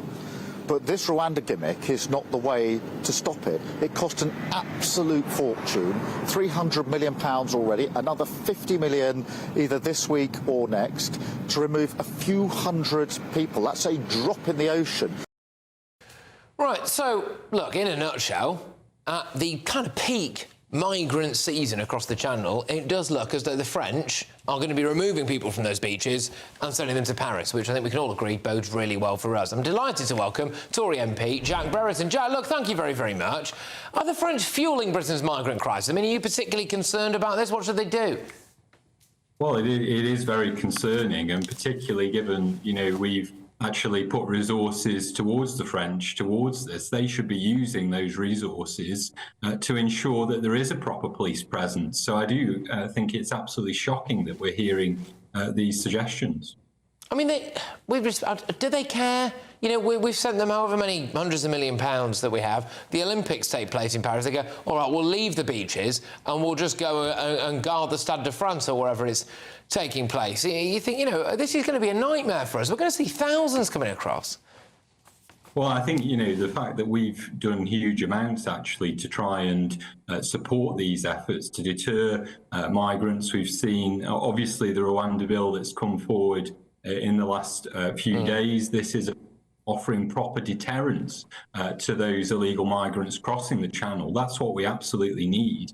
And the concerns here are that actually the French don't really want to take the action, that we are seeing you know, further efforts to abandon all this and move more migrants to the UK, and that we have to put in place a proper deterrence. That's the only way. Look, what about a bit of threatening diplomacy here, Jack? You know, what I say to the French, well, we've given you 500 million quid, or however much we've given you. If you're going to down tools and go and police the Olympics instead of the beaches, then for that period of time, we'll tow them back. Well, I think, you know, the reality is that we've done a huge amount already. We've put in place a number of measures that have seen reductions in the numbers of migrants coming over here. We've already seen a significant reduction this year. So about... We've not seen a significant... Sorry, we've not seen a significant reduction this year. We are up on the number of this time last year. So in the last 12 months, we have seen a reduction in the numbers coming across, but we do need to see further action. I'm hoping, obviously, that we will be seeing flights taking off very soon to Rwanda, because we need that deterrence as soon as possible if we're going to continue to see the reduction that needs to happen. But for Labour to just say that this is a gimmick is, quite frankly, a disgrace. They voted 139 times against any measures to deter illegal migration. They haven't. Can I just I do look, you know, I do really have to correct you on something. A record number of migrants across the English Channel so far this year. That is according to Provisional Home Office figures. Some 4,600. This was on the 27th of March, by the way, so it's way up since that now. 4,644 made the same journey in 2024, a record for the first 3 months of a calendar year. So you know.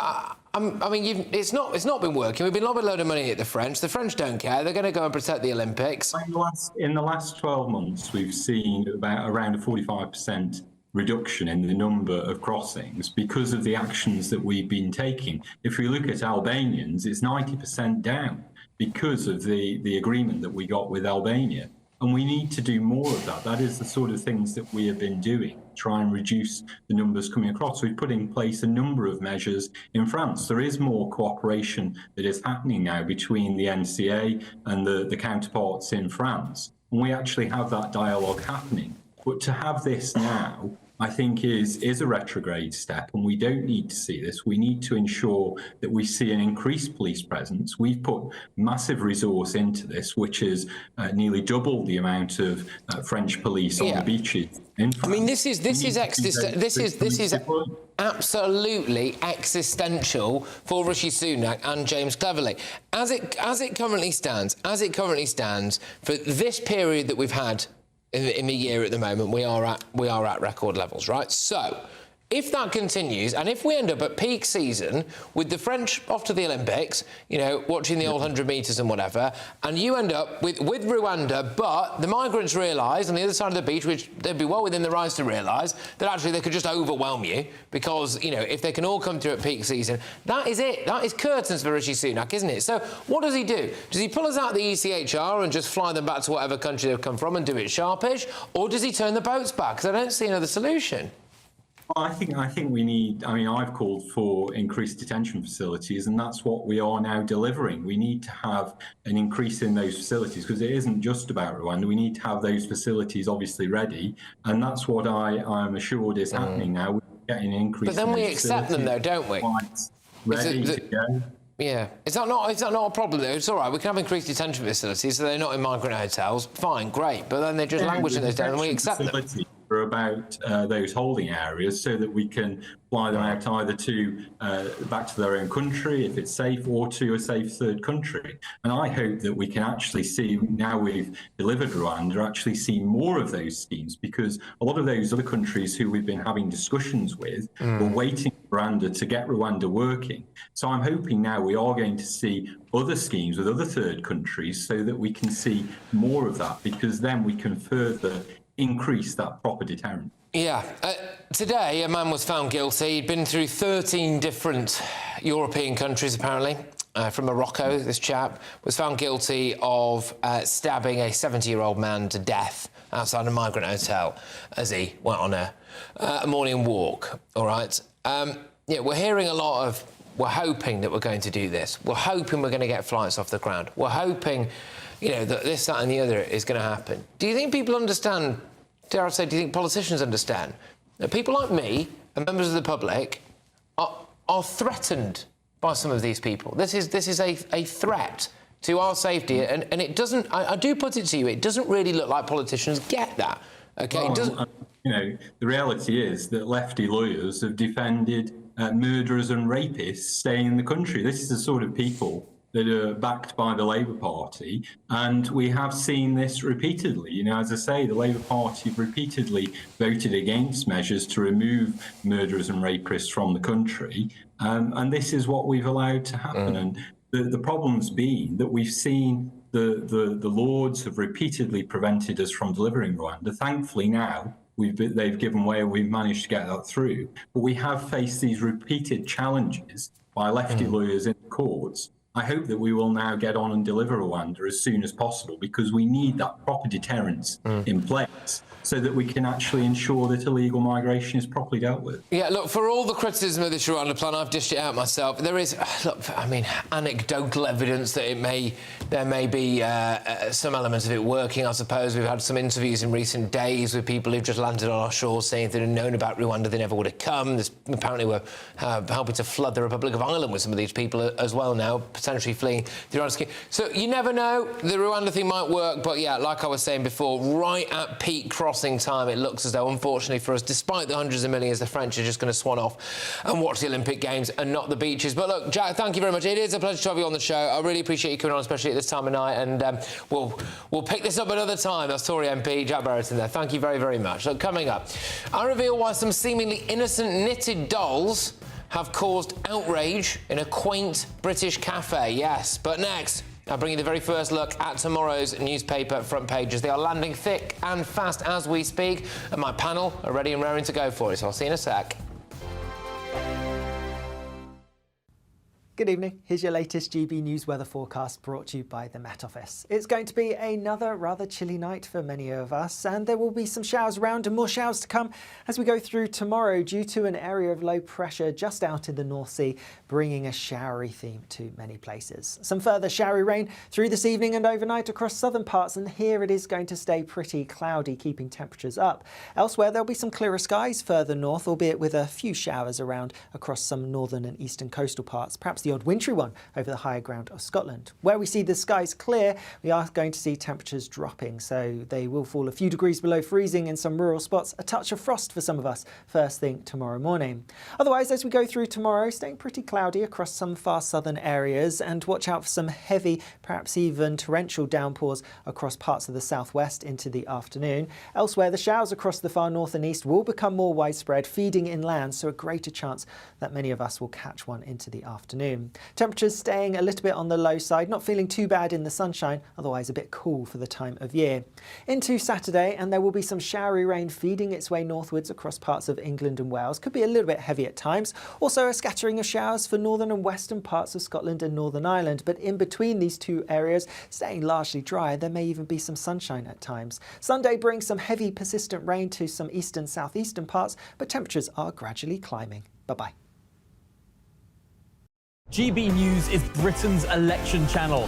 And from Thursday the 2nd of May, the people decide. As the country heads to the polls in a rush of elections. We'll take you through the night as the first results come in. And we'll pick up at breakfast with the very best guests and analysis. And on the weekend, the results won't stop, and neither will we. We'll explore what it all means for you as we look ahead to the general election. Continuing coverage live from Thursday the 2nd of May at midnight on GB News. I'm Andrew Doyle. Join me at 7 o'clock every Sunday night for Free Speech Nation, the show where I tackle the week's biggest stories in politics and current affairs with the help of my 2 comedian panellists and a variety of special guests. Free Speech Nation, Sunday nights from 7 on GB News, the People's Channel, Britain's news channel. Your weekend starts here with Friday Night Live with me, Mark Dolan, 8 till 9 on GB News. Big stories, big guests and big laughs as we get you ready for a cracking weekend. That's Friday Night Live with Mark Dolan. Fridays 8 till 9 on GB News. Bring your own drinks. The admission's free.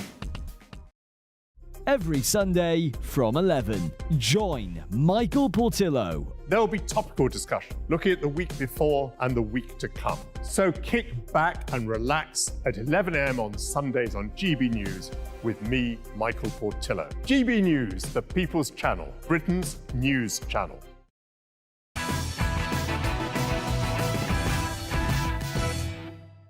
Welcome back to Patrick Christys tonight, and I have got the very first look at tomorrow's front pages for you now. Let's do it. Let's start with the Daily Mail. Thieves hit shops 1,000 times a day and attacks on staff double. When will police start doing their job and protect long-suffering retailers?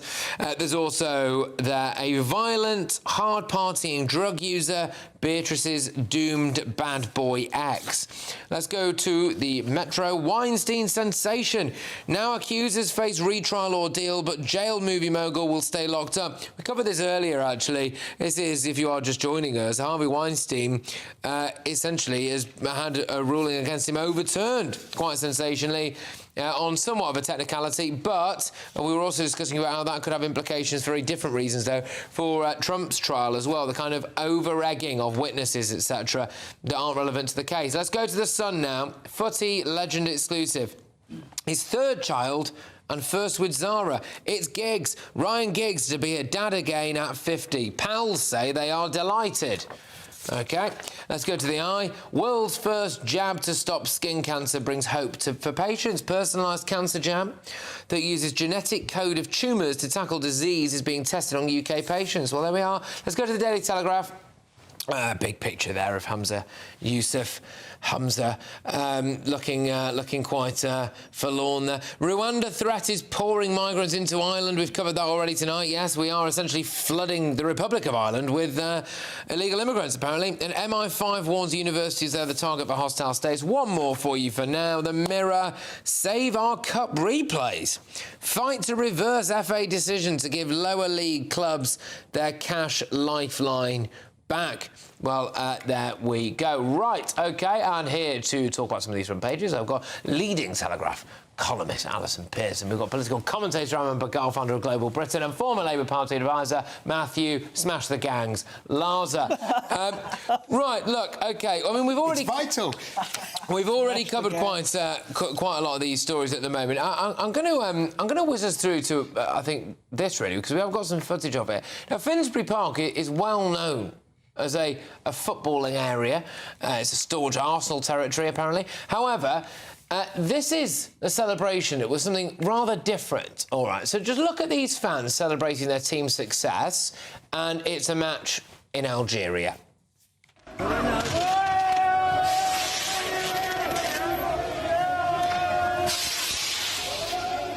Right. OK. Alison, I mean, yeah, we thought when it came to the Eritreans, we've imported accidentally both sides of a civil war. And now it turns out with the Algerians, we've imported two groups of people who support polar opposite football teams, and they are willing to kick the backside out of where they live when they play football against each other. Well, I read they were fireworks, but it looks more like they need to call out the fire brigade, doesn't it, really? Yeah, we see a lot of these different cultures, don't we, taking over the streets in a non-traditional British way. I was in Piccadilly last November when there was an Albanian independence protest walking along Piccadilly, and normal people were absolutely petrified.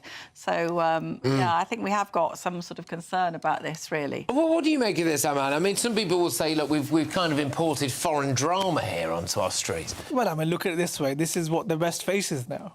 Across the West, we have imported this, foreign conflicts, foreign rivalries, confrontations between two different groups of people.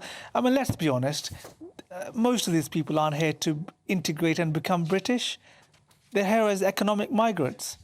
And that's in where lies the problem.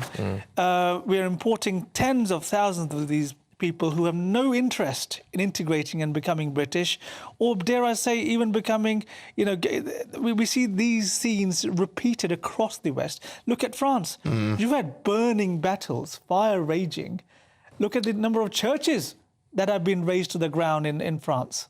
Well, Matthew, what do you see when you look at that? Do you just see, pumped up young football fans? It's not only Arsenal country, it's also Jeremy Corbyn country. But I thought you'd like that. For now, of course, because he's not currently a Labour candidate and he isn't going to be. Look, I mean, I think it's out of order. It's bang out of order. I think the footage makes it look a little bit more dramatic than it is, because they're basically firecrackers, and we have seen sort of British football fans put firecrackers in the past. I mean, people do get out of hand on Saturday. Loads of people celebrated St George's Day peacefully and joyfully this week, but on Saturday I saw a whole group of lads outside a pub on my way to the studio who were giving Nazi salutes when they were surrounded by coppers and waving a flag of St George, which isn't my idea of Englishness, of which we should all actually be proud of a much better version of Englishness. So I think we need to just remind people that we have rules, ways we should be living, and every community needs to be reminded of that. I'm just going to touch on something. It's on the front of the Daily Telegraph, and I'm just going to do this quickly. It's the story that we actually haven't covered tonight, because most of the other ones on the front pages we've already spoken about. But MI5 warns universities that they are targets for hostile states. The bosses of 24 leading universities, including Oxford, Cambridge, Imperial College London, they were summoned to Whitehall yesterday, Alison, for an unprecedented briefing with security chiefs. I kind of wonder if this is something that we probably already knew, but hostile states targeting universities, no? Well, they've been incredibly naive. Cambridge, which is my university, and I know the town well, the colleges, many of the colleges are up to their necks in Chinese funding. Spoken to former head of MI6, Sir Richard Dearlove, who says that they have been unbelievably naive in their dealings with China in particular. Many Chinese students coming in who nick our intellectual property, and the Cambridge has been taking the cash and not really thinking about the security or indeed the espionage possibilities. Yeah, I mean, last year a report by Parliament's Intelligence and Security Committee warned that China could be directing and stealing UK academic research.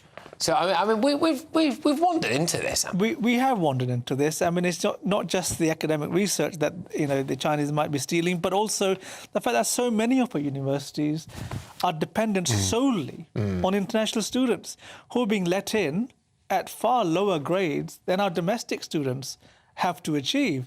And for example, domestic students, at a university might have to have 3 straight A's, whereas the equivalent for international students paying 10 times the amount is a CCC or a CCD. And that, of course, makes the experience difficult because people are not interacting on the same level with the same level of knowledge and skill. It's been happening for years. I mean, when I was at uni, I can vividly remember being in it was a politics seminar, and it was me and just a load of Chinese people, none of whom seemed to speak English. Well, we've also seen a big reverse on this, because remember when Cameron, who is of course our Foreign Secretary, was sucking up to the Chinese and desperate to get Chinese cash, and now he's had to reverse that. But there are still questions about his links to China that actually are rumbling on, and people are asking for more information, if I put it like that. I just feel like there's a secondary story here as well, which is how on earth are these people actually passing exams? I mean, I don't think they could sit the exams in Chinese. You know, this is the thing I never understood. I think the language tests that they're meant to have don't always happen, do they? I did an investigation last year, and I found that 20 of our top universities are not even requiring the basic proficiency language tests in English for international students. Really?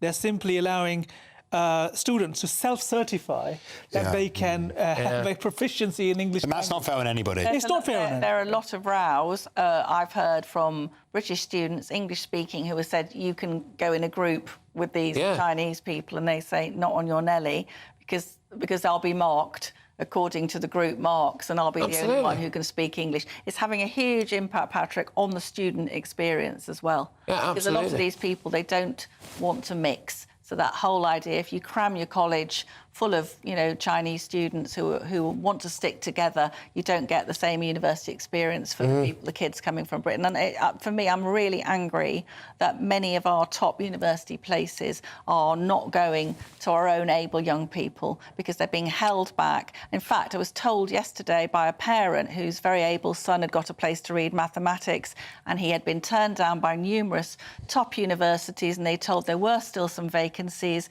but he wasn't eligible because they're holding them back for international students. It's ridiculous. Both parties have got to face up to the fact that the student finance system is completely kaput and totally dependent on foreign students, and that can't go on. It's a bit of a microcosm, actually, as well. You know, we are internationally renowned. It's one of these reasons why people want to come here, for our education system, for our higher education system, for universities. This stuff didn't just happen. You know, we worked hard and we created this. It's about getting the balance right. Look, international students who have the right English language skills and who have passed the right exams can bring real value. But it needs to not. They need to be there for their intellectual prowess and not as cash cows. There used to be a time when you could count dozens of prime ministers and presidents around the world who had been educated in our universities. Bill Clinton. And that was soft power. But today, our politicos here in Westminster simply do not have an idea of the level the Chinese Communist Party is going to infiltrate our institutions. Half of Beijing will be the not Bill Clinton not smoking a joint in Oxford in the 60s. All right, look, coming up, the climax of tonight's show. Find out why you, the incredible GB News viewers, feature in tonight's Greatest Britain and Union Jackasses. I mean, spoiler alert, it's obviously the Greatest Britain. But next, we'll bring you some more of tomorrow's front pages, and I will reveal why some very naughty knitted dolls have caused such a stir. It's Patrick Christys tonight on GB News.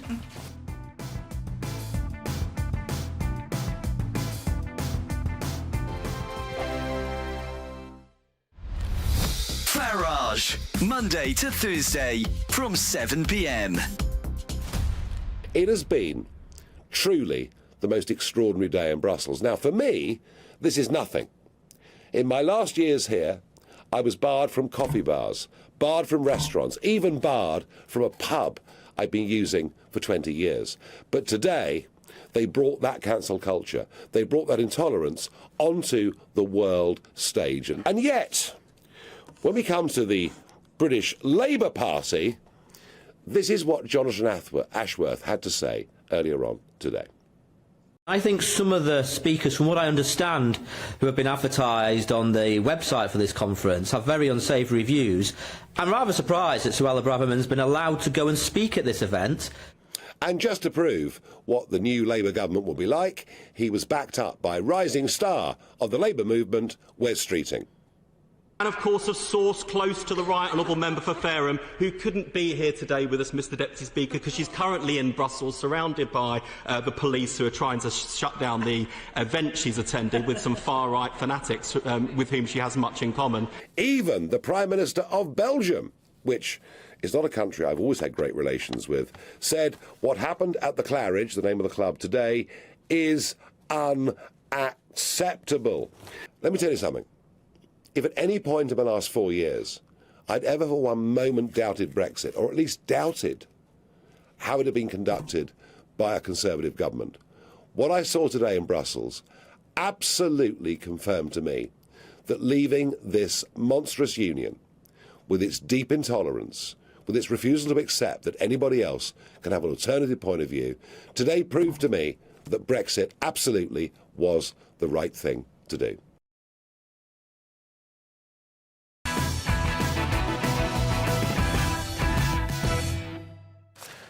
Welcome back to Patrick Christys tonight. I've got more front pages for you now, so here they are. We go in with The Times. MI5 checks for academics to curb threat from China. That's a red flag, if ever I've seen one. Thank you. Yeah, all right, OK. All right, also, patients with skin cancer get customised jabs to target tumours. Really interesting, potentially scientific breakthrough that it looks like we have not managed to just hand over to the Chinese just yet, which is vaccines are now supposedly ready to kill off skin cancer. So there we go.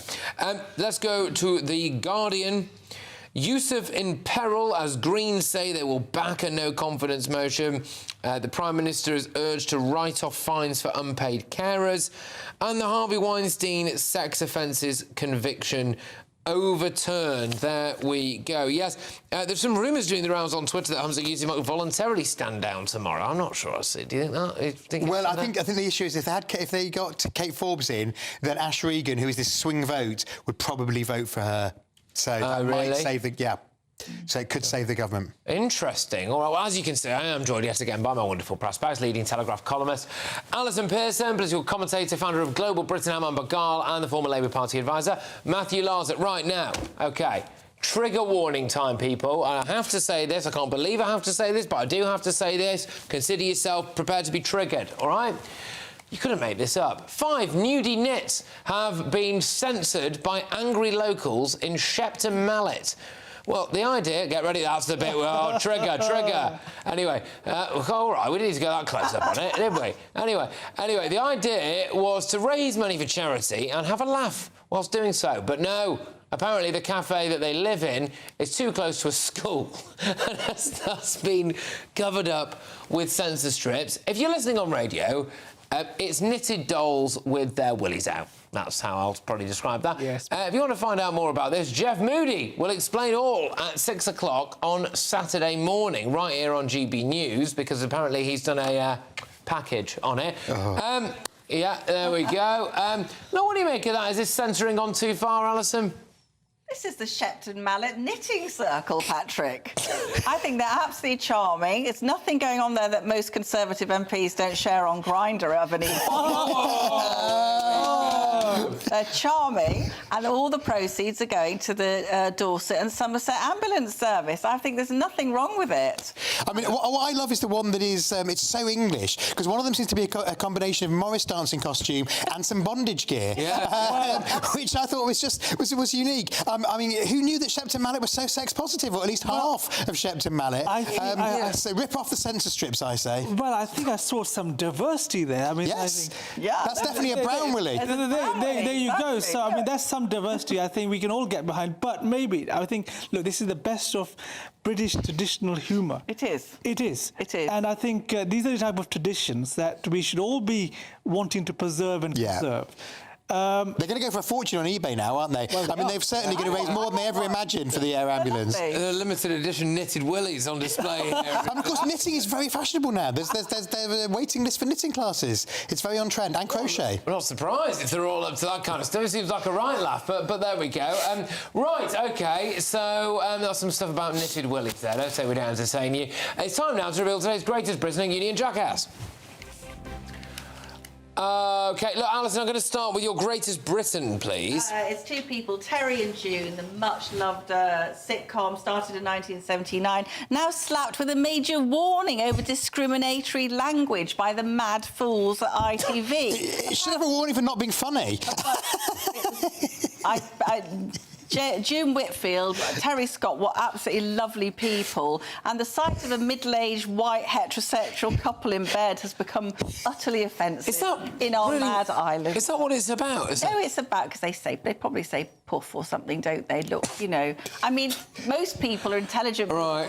My best friend at primary school's dad was in Mind Your... was a kid of colour. His dad was in Mind Your Language, which is so dodgy it can't be shown on British TV.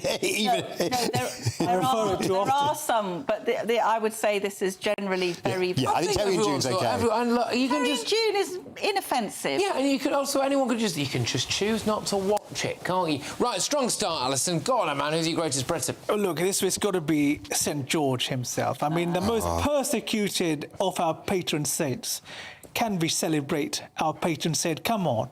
It's got to be said. I played St George at said primary school. I slayed the dragon in a pillowcase with the flag of St George on it. Really? And a plastic sword. And then did the Met Police turn up and say, absolutely. Sorry, you're visibly St George. And you know what? No. To all the lefties out there, we would not be deported. I'm a lefty and I played St George. St George to Rwanda. No, we wouldn't. All right, OK.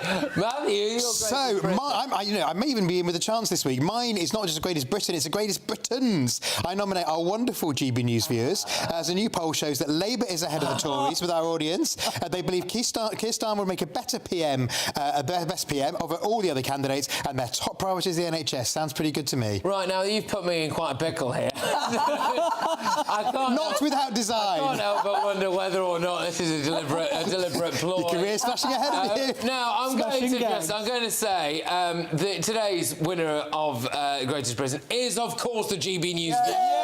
Right, which means that Matthew Lars has his first ever victory, but I'm going to give them it for a slightly different reason, not because they're all going to be voting Labour, apparently, if you believe that, but I was on a wonderful holiday recently in Tenerife, and I had the pleasure of meeting several GB News viewers out and about, and you're all a fantastic bunch. So, yes, there you go. GB News viewers, hey. Right, who's your Union Jackass, Alison? It's the BBC Proms. This is one of the world's great classical music festivals, now getting down with the kids, with a pop concert featuring the bondage-tastic Sam Smith. Do classical music fans really want to see Sam's hairy backside? I don't think so. Let's keep the Proms classical. He might wax, you never know.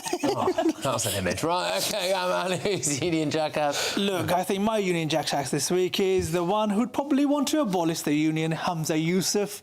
Of course, let's be honest, I think as bad as he is for Scotland, but we still want to keep him in the Union. OK, so Hamza Yousaf gets another strong nomination there. Matthew? And mine is the House of Secretary Michael Gove for shamelessly breaking the Tories' manifesto commitment to end no-fault evictions, which has seen over 1 million people thrown out of their homes. More excuses instead of a ban. Come on. OK, all right. Well, to be honest with you, I could have very easily gone for, well, certainly two of those, I suppose. But today's Union Jackass is...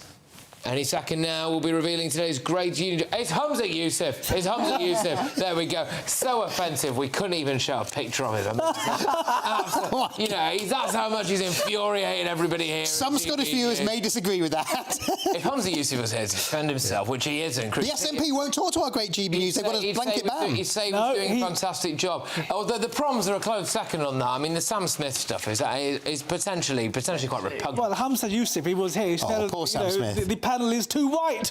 The panel is too white. Yes, there we go. Right, well, look. Patrick's tan though really lifts us up in the diversity. It is all real. It is all real. I must say, not to make light of people who do have a very serious condition, but there are at least two stories on the front pages here that, given the fact that I have managed to go on a sun lounger without any sun cream for the best part of 5 days, this new jab that is on offer potentially for people with skin issues might actually suit me very well in future. But thank you. Thank you. And headliners are up next, so they're going to be taking you through more of the papers. I'll be back tomorrow at 9 p.m. Keep fighting the good fight. A brighter outlook with Box Solar, sponsors of weather on GB News. Good evening. Here's your latest GB News weather forecast brought to you by the Met Office. It's going to be another rather chilly night for many of us, and there will be some showers around and more showers to come as we go through tomorrow due to an area of low pressure just out in the North Sea, bringing a showery theme to many places. Some further showery rain through this evening and overnight across southern parts, and here it is going to stay pretty cloudy, keeping temperatures up. Elsewhere, there'll be some clearer skies further north, albeit with a few showers around across some northern and eastern coastal parts. Perhaps the the odd wintry one over the higher ground of Scotland. Where we see the skies clear, we are going to see temperatures dropping, so they will fall a few degrees below freezing in some rural spots, a touch of frost for some of us first thing tomorrow morning. Otherwise, as we go through tomorrow, staying pretty cloudy across some far southern areas, and watch out for some heavy, perhaps even torrential downpours across parts of the southwest into the afternoon. Elsewhere, the showers across the far north and east will become more widespread, feeding inland, so a greater chance that many of us will catch one into the afternoon. Temperatures staying a little bit on the low side, not feeling too bad in the sunshine, otherwise a bit cool for the time of year.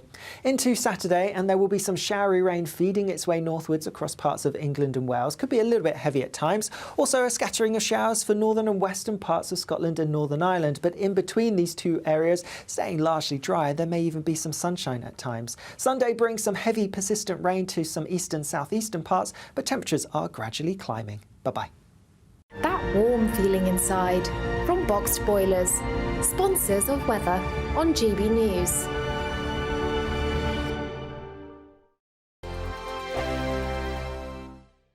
It's the final week to see how you could win our biggest prize yet. There's an incredible £10,000 in tax-free cash to spend however you like. Plus, courtesy of Variety Cruises, a bespoke 7-night small boat cruise for two worth £10,000. With flights, meals, excursions and drinks included, your next holiday could be on us. Choose any one of their 2025 Greek adventures and find your home at sea. We'll also send you packing with these luxury travel gifts. Hurry, as lines close on Friday.